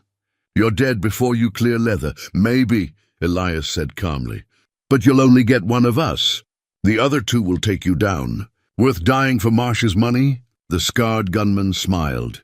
We don't have to kill all of you. Just you, Mountain Man. Marsh wants the sheriff alive, wants him to watch while everything falls apart. And the judge, well, Marsh has special plans for traitors. Last chance to walk away, Elias said. We don't walk away from jobs. Time seemed to slow. Elias could see it all play out. The gunman would shoot him first. He was the immediate threat. Hadley would draw, might get one of them. Crane would try to use his derringer. Someone would die, probably multiple someones, but then a voice called out from the end of the alley. Drop your weapons, now. Everyone turned. Sarah Kemper stood there with a rifle leveled at the gunman. She wasn't alone. Timothy Worth was with her. And 3 other townspeople, all armed. This doesn't concern you. Ma'am, the scarred gunman said. My husband was one of the deputies murdered 20 years ago, Sarah said, her voice steady. This concerns me more than anyone. We're taking these men in for questioning, Hadley said, finding his voice. Attempted murder of a peace officer. Drop your weapons or face the consequences. For a long moment, nobody moved. Then slowly, the 2 gunmen lowered their pistols. Smart choice, Elias said, collecting their weapons. Now we're going to walk to the jail nice and quiet. Anyone wants to make trouble, they'll answer to all of us. As they marched the hired guns through town, Elias noticed people watching from windows and doorways. Word would spread fast. By morning, all of Salvation Ridge would know something was happening. At the jail, Hadley locked the gunmen in cells. You're both charged with conspiracy to commit murder. Federal marshals will be here within the week to take you to a proper trial. Marsh will have us out by morning, the scarred one said confidently. Marsh is about to have bigger problems than you 2, Hadley replied. After securing the prisoners, they went to Timothy Worth's house. The old newspaper man listened to everything, his eyes growing wider with each revelation. This is the biggest story in territorial history, he said finally. A 20-year conspiracy, murder, theft on a massive scale. And a territorial judge confessing to it all. Can you print it? Crane asked. Tonight? I can. I'll need help setting type, but I can have broadsides ready by dawn. Then do it, Hadley said. Tell everything. Names, dates, evidence. Make it impossible to ignore. As Worth hurried to prepare his printing press, Elias pulled Hadley aside. This is it. Once those broadsides go up, Marsh will know we're coming for him. He'll either run or make a stand. Let him choose. Either way, justice is coming for him. You ready for this? Really ready? It's going to get violent. Hadley touched the two badges he wore, his own and his father's. My father died trying to do the right thing. I've been a sheriff for 3 years, and I never knew I was protecting his murderers. Yeah, I'm ready. More than ready. They worked through the night. Worth set type and ran his press, while Sarah and the other townspeople helped distribute broadsides throughout Salvation Ridge. By dawn, the truth would be everywhere, and Gideon Marsh would finally face what he'd spent 20 years trying to bury. The sun rose over Salvation Ridge to find the town papered with truth. Every storefront, every hitching post, every public space bore a broadside printed in Timothy Worth's careful type. 20 years of murder and conspiracy exposed. The true story of Red Creek and the deputies who died for justice. Elias watched from a rooftop as people emerged to read. He saw shock, disbelief, anger. Some tore the broadsides down immediately, Marsh's people, no doubt. But others read carefully, then looked toward the mayor's house with new understanding.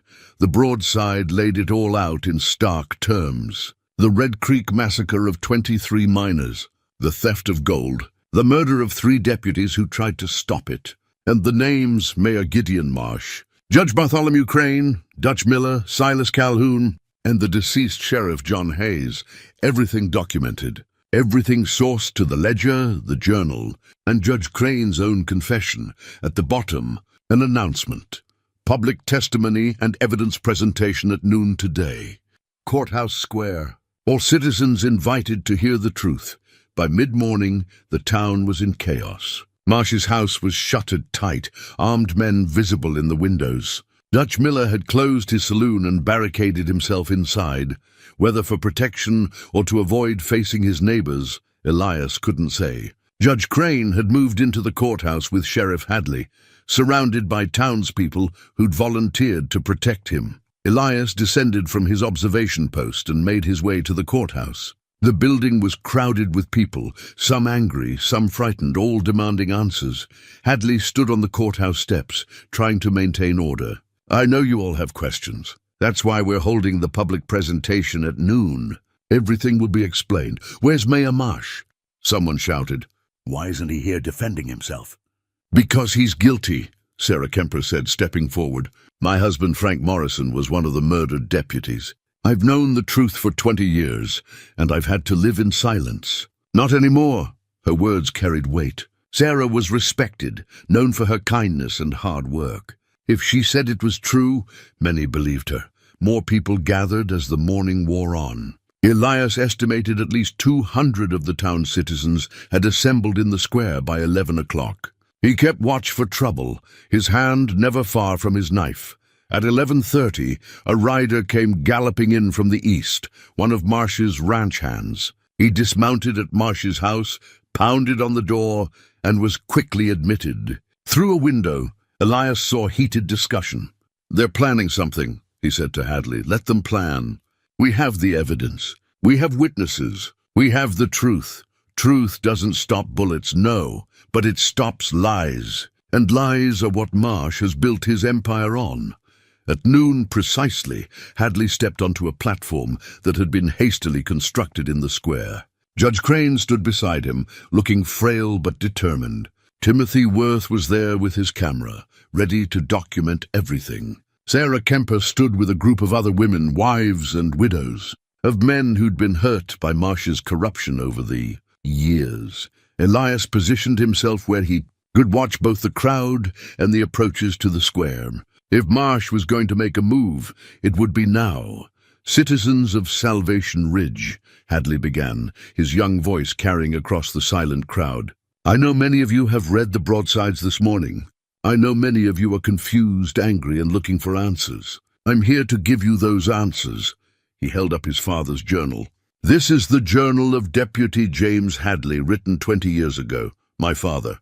He documented a massacre at Red Creek, 23 miners murdered for their gold by men this town trusted. Men in positions of power who used that gold to build the lives they've lived ever since.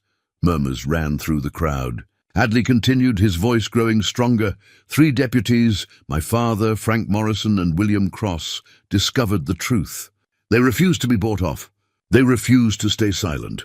And for that they were murdered, locked in a cellar and left to die when the Silver Spur Saloon was burned to the ground.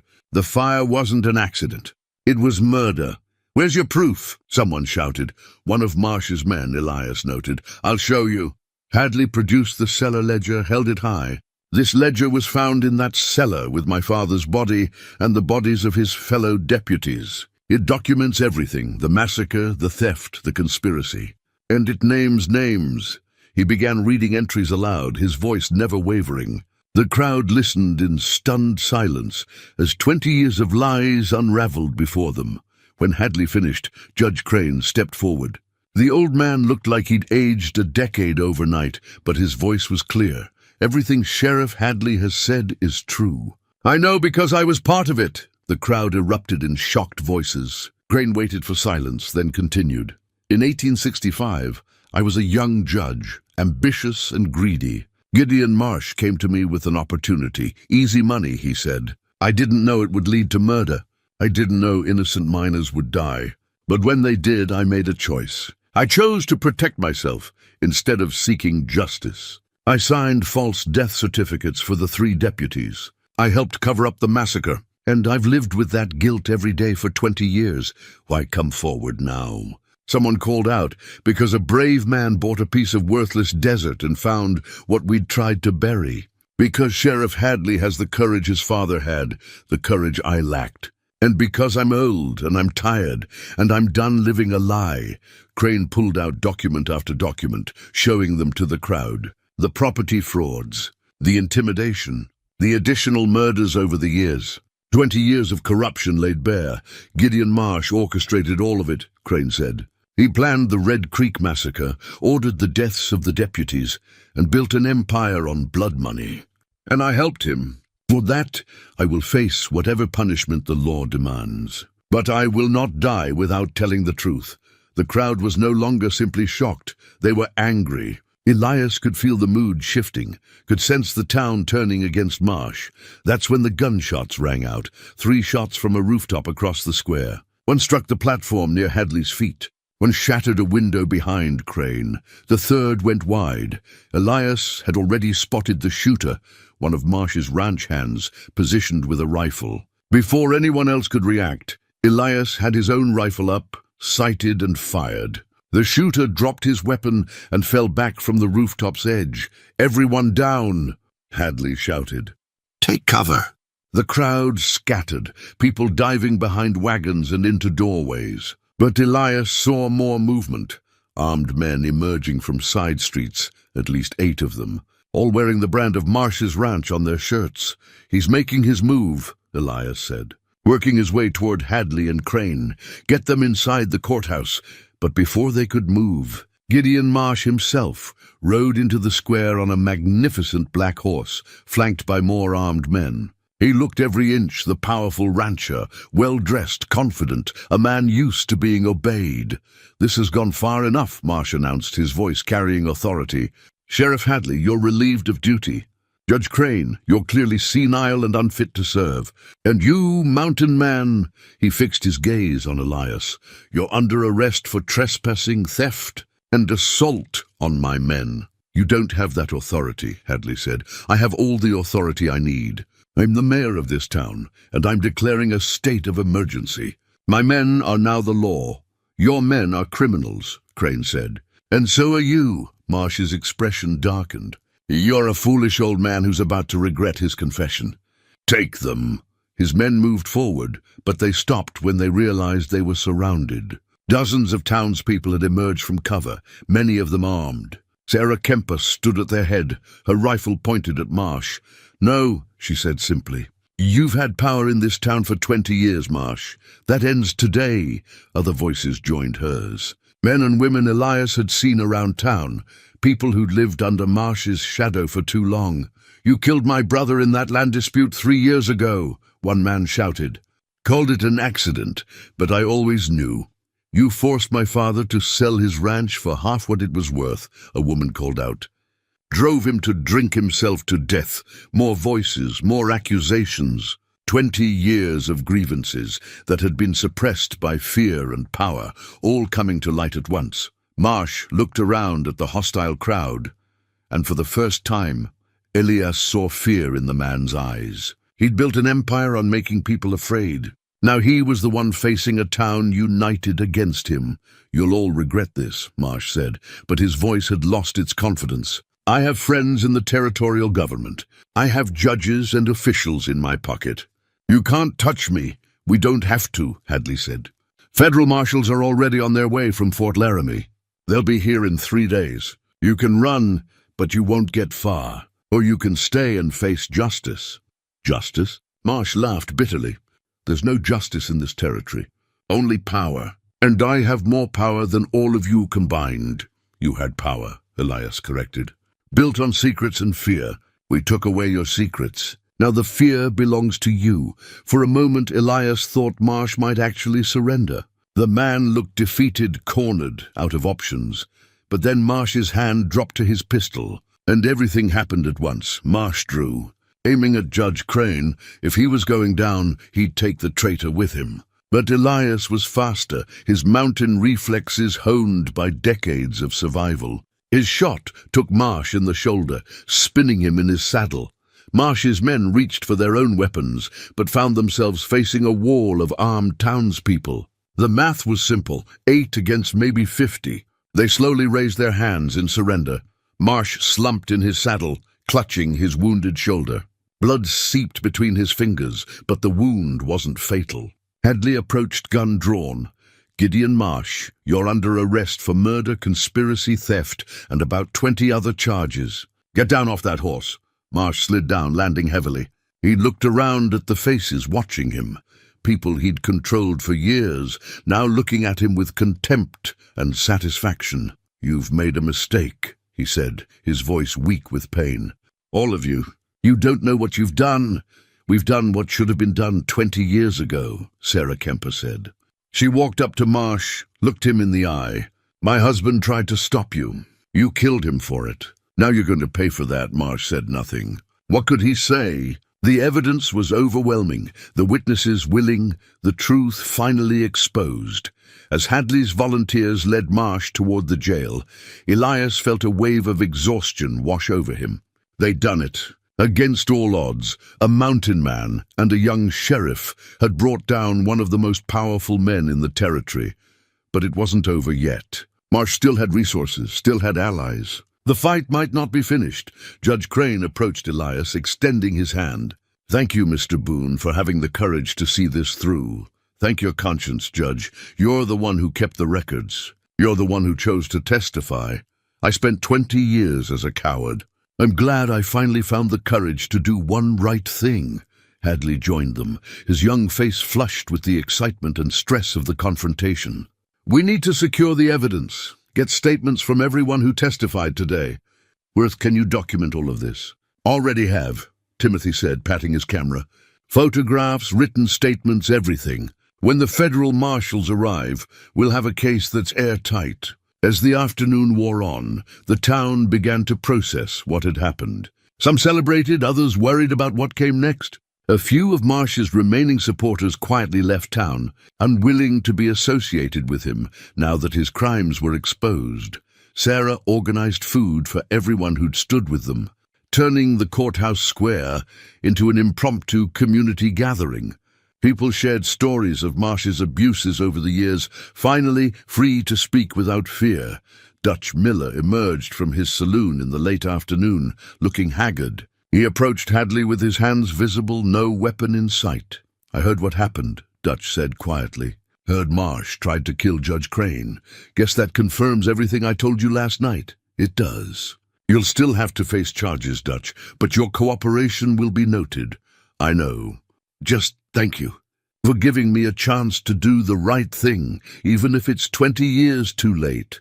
As evening approached, Elias climbed back to his rooftop observation post. From there, he could see the entire town, could watch the sun paint the desert in shades of orange and purple. 3 weeks ago, he'd been a mountain man looking for peace and solitude. Instead, he'd found buried secrets and a fight that needed fighting. He'd helped bring justice for 3 murdered deputies and 23 miners. He'd helped free a town from 20 years of corrupt rule. It wasn't the quiet life he'd planned. But as he sat there watching Salvation Ridge come to terms with its newly revealed history, Elias realized it was something better. It was purpose. It was meaning. It was the knowledge that some fights were worth having, even when you didn't go looking for them. Below, Sheriff Hadley emerged from the courthouse, still wearing both badges, his own and his father's. The young man looked up, spotted Elias on the roof, and raised a hand in acknowledgement. Elias raised his own hand in return. Tomorrow would bring more challenges. They still had to get the evidence to Fort Laramie, still had to ensure Marsh actually faced trial, still had to rebuild a town that had lived under corruption for 2 decades. But tonight, for the first time since arriving in Salvation Ridge, Elias felt like he could actually rest. The immediate danger had passed. The truth was out, and justice, delayed by 20 years, was finally on its way. Silas Calhoun's ranch was an hour's ride north of Salvation Ridge, a sprawling operation that spoke of wealth accumulated over decades. The main house was adobe and timber, built to withstand the desert heat, with a covered porch that offered shade and a commanding view of the approach. Calhoun himself waited on that porch, sitting in a rocking chair like a man receiving expected guests rather than law enforcement. He was in his 70s, white-haired and weathered, with the bearing of someone who'd once been powerful but now felt time's weight. "Sheriff Hadley," Calhoun greeted them as they dismounted. "Judge Crane, and you must be the mountain man who started all this. Come on up. I've got lemonade if you're thirsty." "We're not here for social calls, Mr. Calhoun," Hadley said. "I know why you're here." "Still, no reason we can't be civilized about it." Calhoun gestured to chairs. "Sit, please. I'm too old to crane my neck looking up at you." They sat, though Elias kept his hand near his pistol. Calhoun noticed and smiled slightly. "I'm not going to try anything foolish, Mr. Boone. I sent my men to stop Pike because I've got no interest in dying for Gideon Marsh's mistakes. Or my own, for that matter. Your own mistakes include murdering 23 miners," Judge Crane said quietly. "I know what I did, Bartholomew. I've known for 20 years. Same as you." Calhoun poured lemonade with steady hands. "Difference is, I didn't keep detailed records like you did. I just tried to live with it by building this." Hadley gestured at the ranch. "Blood money turned into cattle and land." "Yes, exactly that.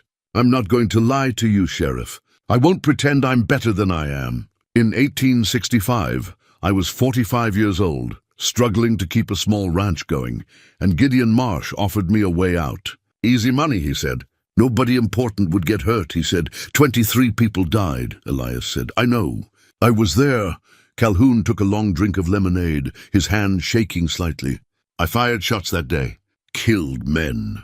I don't know how many. It all happened so fast, so confused. When it was over, there were bodies everywhere, and Marsh was dividing up gold like it was the most natural thing in the world." "Why come forward now?" Hadley asked.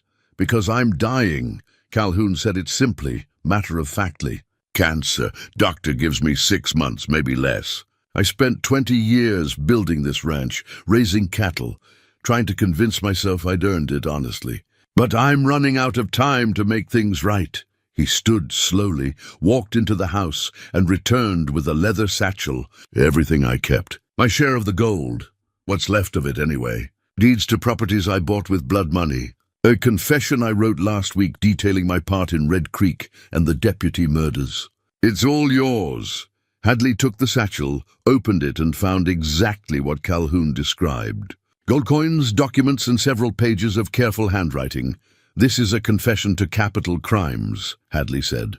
"You could hang for this. I probably will. Or maybe the cancer will get me first. Either way, I'm done running from it."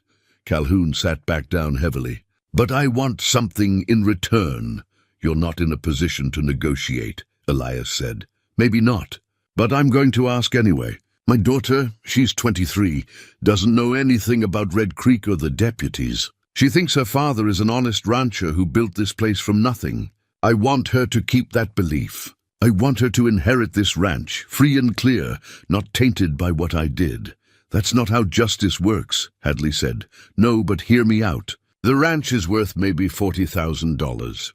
Let her keep it. but have her pay restitution to the families of the Red Creek miners.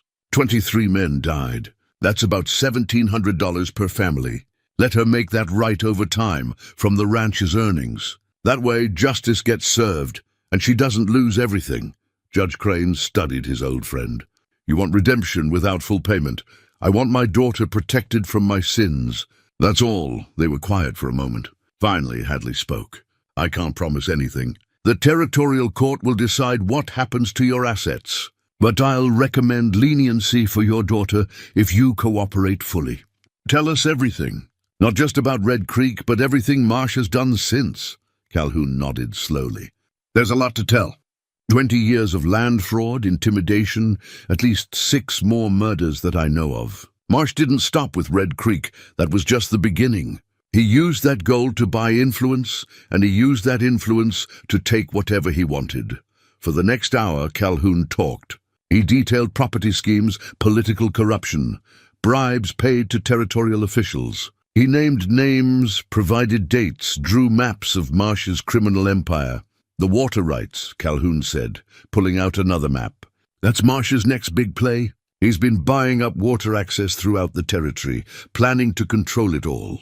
Once he does, he can force other ranchers out, buy their land cheap. In 10 years, he'd own half the territory. Not anymore, Hadley said, studying the map. This evidence will stop him. Maybe. But Marsh has powerful friends. Federal judges, senators, even some people in Washington. He's been paying them for years. They'll try to protect him. Let them try, Elias said. The evidence is too strong now. Too many witnesses. Too much documentation. Calhoun looked at Elias with something like respect. You did this, mountain man. You bought that piece of worthless desert and dug up what we buried. 20 years of secrets gone because you couldn't leave well enough alone. Those 3 deputies deserved better than being forgotten in a cellar. Those miners deserved their families knowing the truth. They did. And now they'll get it.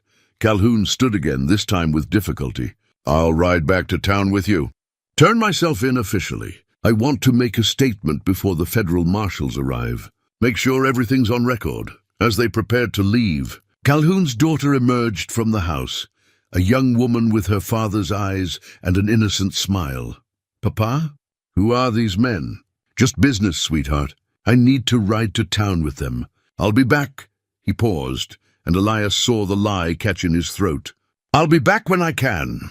She kissed her father's cheek, waved to the visitors, and went back inside. Calhoun watched her go, his face heavy with grief. She's all I did right, he said quietly. Everything else was stained with blood. But her, she's good and decent. Please, Sheriff, whatever happens to me, protect her from the truth if you can. I'll do what I can, Hadley promised. But the truth has a way of coming out. Better she hears it from you than from gossip. Maybe, but not yet. Let me give her a few more days of thinking her father is a good man. They rode back to Salvation Ridge in the afternoon heat, Calhoun on his own horse, surprisingly spry for a man claiming to be dying. Elias watched him carefully, but the rancher made no attempt to escape or cause trouble. At the courthouse, Sarah Kemper was waiting with news. Dutch Miller came by while you were gone. Wants to talk to you, Sheriff. Says he has more information about Marsh's operations. Everyone's turning on him, Hadley observed. Like rats leaving a sinking ship. Can you blame them? Judge Crane asked. Marsh is finished. They're all trying to save themselves now. They locked Calhoun in a cell next to Marsh. The 2 old conspirators looked at each other through the bars, and something passed between them. Recognition, maybe, or shared regret. You talked, Marsh said. Not an accusation, just a statement. I talked. I'm dying anyway, Gideon. Might as well try to make peace with what I did. There's no peace for men like us. Only judgment, then I'll face it. Same as you. Dutch Miller arrived at sunset, looking like he hadn't slept in days. He brought with him account books from his saloon, showing payments Marsh had made over the years. He's been laundering money through my place, Dutch explained. Gold from his illegal mining operation at Red Creek. He'd bring it in as gambling proceeds or property sales, and I'd deposit it in territorial banks under various names. I've got records of every transaction. Why keep records? Elias asked. Same reason Crane did, insurance. I knew someday Marsh might decide I was a liability. Having proof of his crimes was my protection. Some protection, Hadley said. You're still going to face charges, I know. But at least I'm doing this on my terms now, not his. By nightfall, they had 3 of the original 5 conspirators in custody: Marsh, Calhoun, and Miller. Judge Crane was cooperating as a witness. Only the deceased Sheriff Hayes was beyond justice. Elias stood on the courthouse steps, looking out at Salvation Ridge in the fading light. In less than 2 weeks, this town had been turned inside out. Secrets exposed, power structures destroyed, justice finally coming for crimes 20 years old. Tomorrow, they'd begin the formal process, taking statements, organizing evidence, preparing for the federal marshal's arrival. The legal machinery would grind forward, slow but inexorable. But tonight, for the first time since finding that cellar, Elias felt like the hardest part was over. The fighting was done. The truth was out. Now it was just a matter of making sure justice followed through. Sheriff Hadley joined him on the steps, both badges still pinned to his chest, his own and his father's. "Think we'll make it stick?" Hadley asked. "Think the courts will actually convict them? With this much evidence and this many witnesses?" They'd have to. Even corrupt judges can't ignore something this big and this public. I hope you're right. Your father hoped the same thing 20 years ago. Difference is this time the evidence won't be buried. This time the truth survives.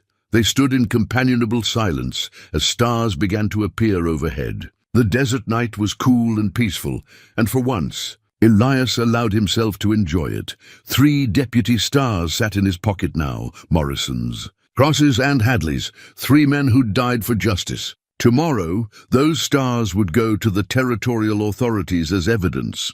But tonight, Elias held them one more time, feeling their weight. "We did it," he said quietly to the stars, "to the memory of men who died trying.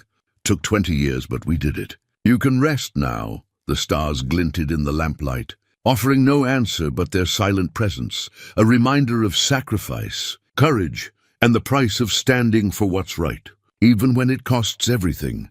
3 weeks had passed since the federal marshals arrived from Fort Laramie, and Salvation Ridge was still finding its footing.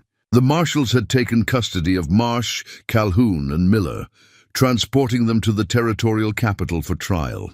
The evidence had gone with them, mountains of documents, testimony from multiple witnesses, and physical proof that couldn't be denied.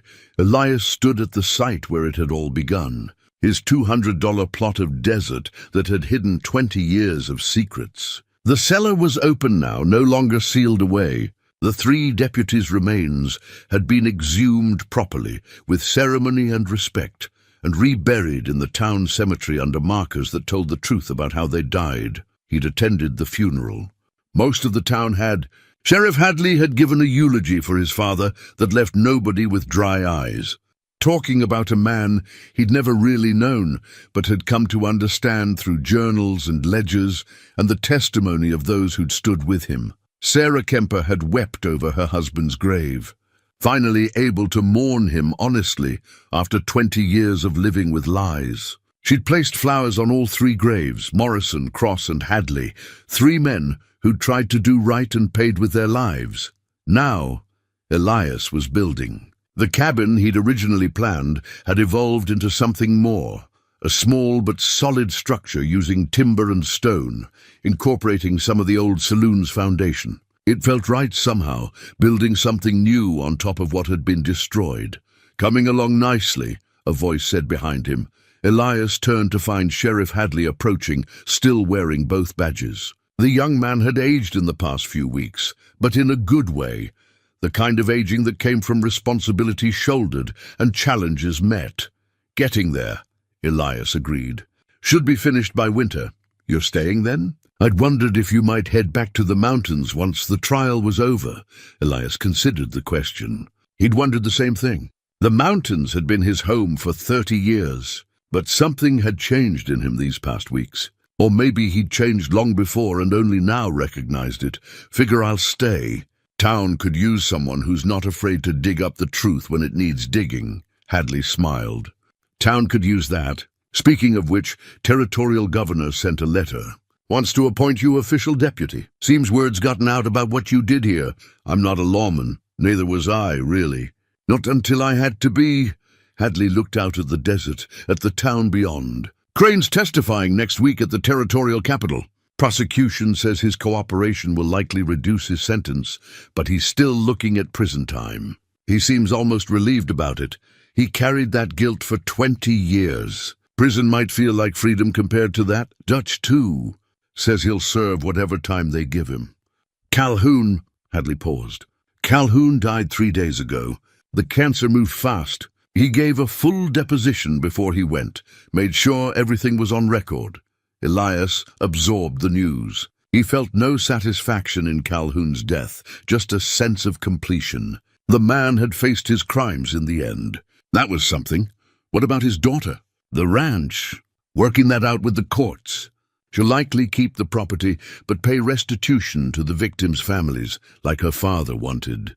She knows the truth now. Calhoun told her everything before he died. She took it hard, but said she'd make it right. That's all anyone can do. Make it right when you can. They were quiet for a moment, watching a hawk circle overhead, riding the thermal currents. The Red Creek Memorial Ceremony is tomorrow, Hadley said. Wanted to make sure you'd be there. Timothy Worth is documenting everything for the Territorial Archives. And Zara's arranged for markers, with all 23 miners' names. I'll be there. Good, you should be. None of this happens without you buying this plot of dirt. After Hadley left, Elias returned to his building. He'd been working on a particular feature, a stone mantle above where his fireplace would be.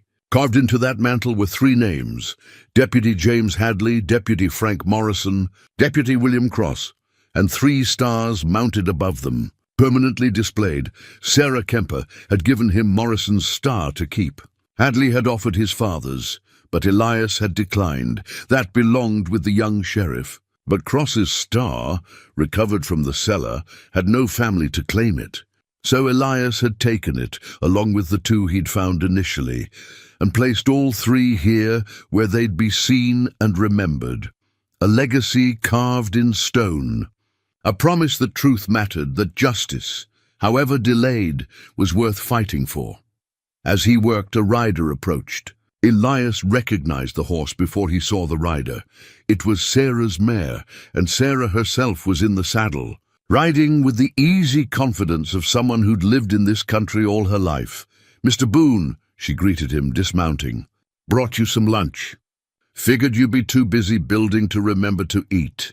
She'd been doing that a lot lately, bringing him food, checking on his progress, staying to talk. Sometimes about her husband and the memories she'd finally been able to process. Sometimes about the town and how it was healing. Sometimes about nothing much at all, just comfortable silence shared between 2 people who'd been through something together. "Much obliged," Elias said, accepting the basket. "Want to stay? Got coffee on? I'd like that." They sat on what would become his porch, eating sandwiches and drinking coffee, watching the desert shimmer in the afternoon heat. It was peaceful in a way Elias hadn't expected to find when he'd first bought this land. "The boarding house is doing well," Sarah said. "With all the attention Salvation Ridge has been getting, we've had more visitors than ever. Newspaper people, territorial officials, even a writer from back east who wants to document the whole story. You going to talk to him?" "Already did. Told him everything. About Frank, about living with the lie, about finally getting justice. Felt good to say it all out loud to someone who'll put it in print. Frank deserves to be remembered as a hero, not just a name on a death certificate. He will be. They all will." Sarah looked at the 3 stars mounted on Elias's mantle. "You're building a memorial." "Something like that. Seemed right. They stood their ground here, died here. Should be remembered here." Frank would have liked that. He always said the most important thing about being a lawman wasn't the badge. It was standing for something when it mattered. She smiled sadly. "I was so angry at him that last night. He knew they were coming for him, knew he might die, but he wouldn't back down. I begged him to run, to take our baby and leave. He just kissed me and said some things were worth dying for. He was right, I know." Didn't make it easier then, doesn't make it easier now. But at least now everyone knows why he died. That helps. The afternoon wore on. Sarah eventually left to run her boarding house, promising to return the next day for the ride to Red Creek. Elias finished his work for the day and sat watching the sunset paint the desert in shades of copper and gold. The next morning dawned clear and cool. A procession formed in Salvation Ridge, maybe 100 people all riding or walking north to Red Creek. Sheriff Hadley led them, carrying his father's journal. Sarah Kemper rode beside him, carrying flowers for all 23 graves. Timothy Worth brought his camera. Judge Crane, released temporarily for the ceremony, came despite his age and the weight of his crimes. At Red Creek, the graves had been cleaned and reinforced. New crosses stood where the old ones had weathered, each bearing a name that Timothy had researched from mining camp records. 23 men who'd been erased from history, now given their identities back. A large granite marker stood at the head of the graves, its inscription clear and permanent. Here lie 23 miners, massacred September 15, 1865, while transporting lawful gold. And here are remembered 3 deputies who died seeking justice for them: Deputy James Hadley, Deputy Frank Morrison, Deputy William Cross. Truth buried, but not lost. Justice delayed, but delivered. Their sacrifice is not forgotten. Sheriff Hadley spoke first, reading from his father's journal about the investigation, the evidence gathered, the determination to do right even in the face of death. His voice broke several times, but he pushed through. Sarah spoke about her husband, about the man he'd been and the values he'd lived by, about raising their child alone, never knowing if she was honoring a hero or mourning a fool. Now she knew. 3 weeks had passed since the federal marshals arrived from Fort Laramie, and Salvation Ridge was still finding its footing. The marshals had taken custody of Marsh, Calhoun, and Miller, transporting them to the territorial capital for trial. The evidence had gone with them: mountains of documents, testimony from multiple witnesses, and physical proof that couldn't be denied. Elias stood at the site where it had all begun, his $200 plot of desert that had hidden 20 years of secrets. The cellar was open now, no longer sealed away. The 3 deputies' remains had been exhumed properly, with ceremony and respect, and reburied in the town cemetery under markers that told the truth about how they died. He'd attended the funeral.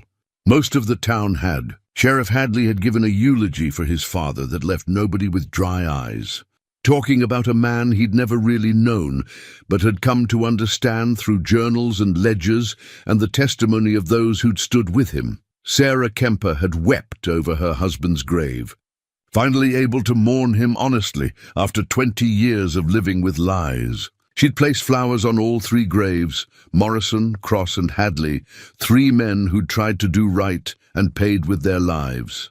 Now Elias was building. The cabin he'd originally planned had evolved into something more, a small but solid structure using timber and stone, incorporating some of the old saloon's foundation. It felt right somehow, building something new on top of what had been destroyed.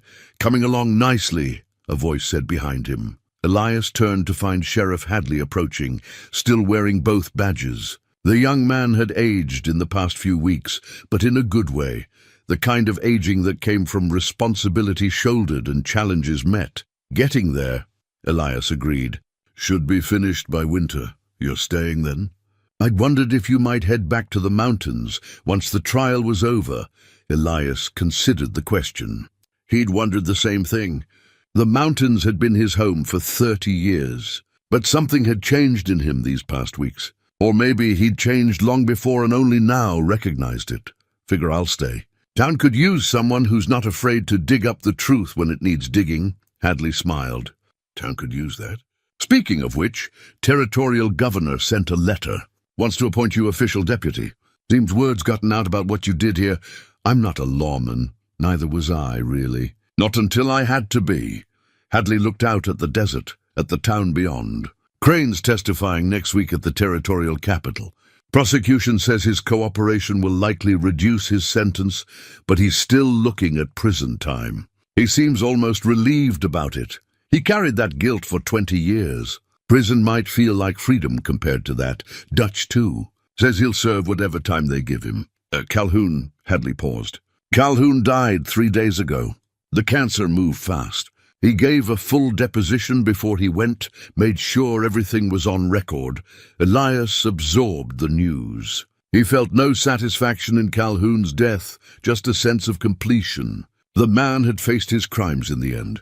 That was something. What about his daughter? The ranch? Working that out with the courts. She'll likely keep the property, but pay restitution to the victims' families like her father wanted. She knows the truth now. Calhoun told her everything before he died. She took it hard, but said she'd make it right. That's all anyone can do. Make it right when you can. They were quiet for a moment, watching a hawk circle overhead, riding the thermal currents. The Red Creek Memorial Ceremony is tomorrow, Hadley said. Wanted to make sure you'd be there. Timothy Worth is documenting everything for the Territorial Archives. And Sarah's arranged for markers with all 23 miners' names. I'll be there. Good, you should be. None of this happens without you buying this plot of dirt. After Hadley left, Elias returned to his building. He'd been working on a particular feature, a stone mantle above where his fireplace would be. Carved into that mantle were 3 names: Deputy James Hadley, Deputy Frank Morrison, Deputy William Cross, and 3 stars mounted above them. Permanently displayed, Sarah Kemper had given him Morrison's star to keep. Hadley had offered his father's, but Elias had declined.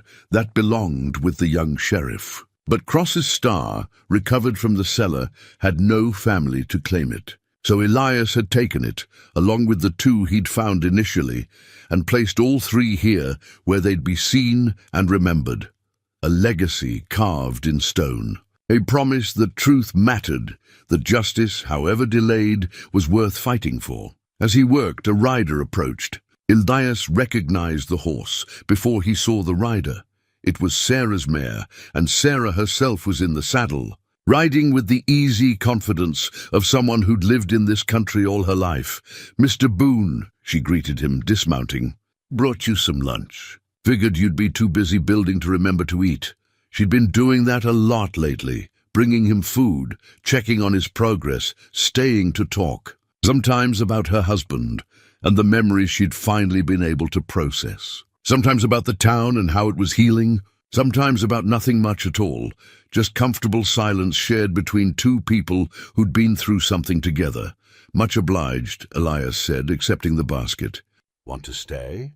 "Got coffee on?" "I'd like that." They sat on what would become his porch, eating sandwiches and drinking coffee, watching the desert shimmer in the afternoon heat. It was peaceful in a way Elias hadn't expected to find when he'd first bought this land. "The boarding house is doing well," Sarah said. "With all the attention Salvation Ridge has been getting, we've had more visitors than ever. Newspaper people, territorial officials, even a writer from back east who wants to document the whole story." "You going to talk to him?" "Already did. Told him everything. About Frank, about living with the lie, about finally getting justice. Felt good to say it all out loud to someone who'll put it in print. Frank deserves to be remembered as a hero, not just a name on a death certificate. He will be. They all will." Sarah looked at the 3 stars mounted on Elias's mantle. "You're building a memorial." "Something like that." "Seemed right. They stood their ground here. Died here. Should be remembered here." Frank would have liked that. He always said the most important thing about being a lawman wasn't the badge. It was standing for something when it mattered. She smiled sadly. "I was so angry at him that last night. He knew they were coming for him, knew he might die, but he wouldn't back down. I begged him to run, to take our baby and leave. He just kissed me and said some things were worth dying for. He was right, I know. Didn't make it easier then, doesn't make it easier now. But at least now everyone knows why he died. That helps." The afternoon wore on. Sarah eventually left to run her boarding house, promising to return the next day for the ride to Red Creek. Elias finished his work for the day and sat watching the sunset paint the desert in shades of copper and gold. The next morning dawned clear and cool. A procession formed in Salvation Ridge. maybe 100 people, all riding or walking north to Red Creek. Sheriff Hadley led them, carrying his father's journal. Sarah Kemper rode beside him, carrying flowers for all 23 graves. Timothy Worth brought his camera. Judge Crane, released temporarily for the ceremony, came despite his age and the weight of his crimes. At Red Creek, the graves had been cleaned and reinforced. New crosses stood where the old ones had weathered, each bearing a name that Timothy had researched from mining camp records. 23 men who'd been erased from history. Now given their identities back, a large granite marker stood at the head of the graves, its inscription clear and permanent. Here lie 23 miners, massacred September 15th, 1865, while transporting lawful gold. And here are remembered 3 deputies who died seeking justice for them. Deputy James Hadley, Deputy Frank Morrison, Deputy William Cross. Truth buried, but not lost. Justice delayed, but delivered. Their sacrifice is not forgotten. Sheriff Hadley spoke first, reading from his father's journal about the investigation, the evidence gathered, the determination to do right, even in the face of death. His voice broke several times, but he pushed through. Sarah spoke about her husband, about the man he'd been and the values he'd lived by, about raising their child alone, never knowing if she was honoring a hero or mourning a fool. Now she knew. Judge Crane gave the most powerful testimony, his old voice carrying across the desert. I helped kill these men. I signed documents that erased their murder, that turned heroes into victims of an accident. I did this because I was a coward, because I valued my own comfort over truth. I tell you this not for forgiveness, I don't deserve it, but as a warning. Evil doesn't always wear an obvious face. Sometimes it looks like opportunity, like practical necessity, like a choice that seems small at the time. But small compromises lead to great crimes. These 26 men died because good people made bad choices and then spent 20 years defending those choices instead of facing them. He paused, looking at the graves. I'm going to prison for what I did. I should have gone 20 years ago. But at least now these men can rest knowing the truth is known. That's more than I deserve, but it's what they earned. Elias was the last to speak. He kept it simple. I'm just a mountain man who bought some land. Didn't come here looking for justice or trying to right old wrongs. But I found 3 men in a cellar who died for doing what was right, and I couldn't let that stand. None of us could. So we dug up the truth, and we made sure these men got the recognition they deserved. That's all any of us can do. Stand up when it matters, do right when we can, and honor those who came before us who did the same. After the ceremony, people lingered, placing flowers on graves, talking quietly among themselves. Some of the older residents shared memories of the miners they'd known, stories that had been suppressed for 2 decades. As the crowd began to disperse, Elias found himself standing with Hadley and Sarah at the memorial stone. Your father would be proud, Elias said to the sheriff. Both of what you did and the man you've become. I hope so. I keep thinking about what it must have been like for him, knowing what was coming, knowing he might die, but doing it anyway because it was right. That's courage, Sarah said. Real courage. Not the absence of fear, but doing what needs doing, despite the fear. They stood together in the desert silence, 3 people bonded by shared struggle and loss. Finally, they mounted up and began the ride back to Salvation Ridge. The town looked different to Elias now, not just in the physical changes. Dutch's saloon being sold, Marsh's house standing empty, new businesses opening to replace the ones built on corruption. But in the feeling of the place, there was an honesty here now, a willingness to face hard truths and build something better. Over the following weeks, Elias settled into his new life. He finished his cabin, simple but solid, with that stone mantle bearing 3 names and 3 stars. Sarah visited often, and gradually their friendship deepened into something more, not a replacement for what she'd lost, but something new, built on shared understanding and mutual respect. Sheriff Hadley grew into his role, earning the respect not through his father's legacy, but through his own actions. The town looked to him for leadership, and he provided it with fairness and wisdom beyond his years. Judge Crane's trial resulted in a 10-year sentence, reduced because of his cooperation. Marsh received life in prison. Dutch Miller got 5 years. The territorial governor pardoned Calhoun posthumously at his daughter's request, allowing her to make restitution without the stain of her father's conviction. The stolen gold, what could be recovered, was distributed to the miners' families or their descendants. It wasn't much after 20 years, but it was something. An acknowledgement that they'd been wronged and that the territory recognized it. One evening, 6 months after that first discovery, Elias sat on his completed porch, watching the sun set over the desert. His bone-handled knife rested on the table beside him, the knife his father had given him 40 years ago. Companion through 3 decades in the mountains, Sarah sat beside him, comfortable in the silence. They'd been talking about the future, about possibilities neither had expected at their age. "You ever miss the mountains?" she asked. "Sometimes. But this is good too. Different but good. What made you stay?" "Really?" Elias thought about it. "Those 3 deputies. They stood for something when it mattered. Died for it. I spent 30 years in the mountains avoiding people, avoiding complications. Then I stumbled on their story and I realized sometimes avoiding things isn't living. It's just existing. Those men lived. They stood for something. I wanted to do the same, even if it was 20 years late. It wasn't too late. Justice delayed isn't the same as justice denied." "No, I suppose it's not." They sat watching the stars emerge. The same stars that had looked down on this desert for millennia, witnessing everything and judging nothing. The wind carried the scent of sage and possibility. Elias reached into his pocket and pulled out the deed to his land, that $200 piece of paper that had changed everything. He looked at it in the lamplight, remembering the day he'd bought it, the laughter of townspeople who thought him a fool. "Best $200 I ever spent," he said quietly. Sarah smiled. "I'd say we all got our money's worth out of that purchase."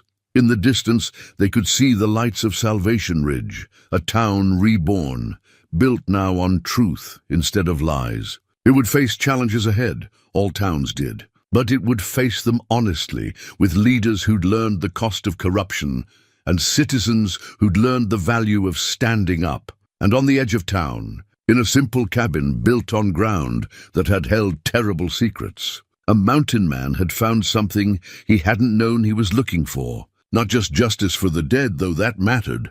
Not just a home in the desert, though that was good too. He'd found purpose. He'd found that even at 58, even after 30 years of solitude, a man could still make a difference, could still stand for something, could still matter. The 3 deputy stars gleamed on his mantle, catching the lamplight. Morrison, Cross, and Hadley, 3 men who'd paid the ultimate price for doing right. Their story would be told now, passed down through generations. The memorial at Red Creek would stand for decades, maybe centuries, reminding people that courage and justice mattered. That was enough. That was more than enough. As full darkness settled over the desert, Elias allowed himself something he hadn't felt in years: contentment. Not just survival, not just existence, but genuine peace earned through struggle and sacrifice. The desert wind whispered across the sand, carrying no more secrets now. Just the promise of tomorrow, and the memory of those who'd stood their ground when it mattered most, and in a simple cabin built on $200 worth of truth, a mountain man closed his eyes and slept the sleep of the just.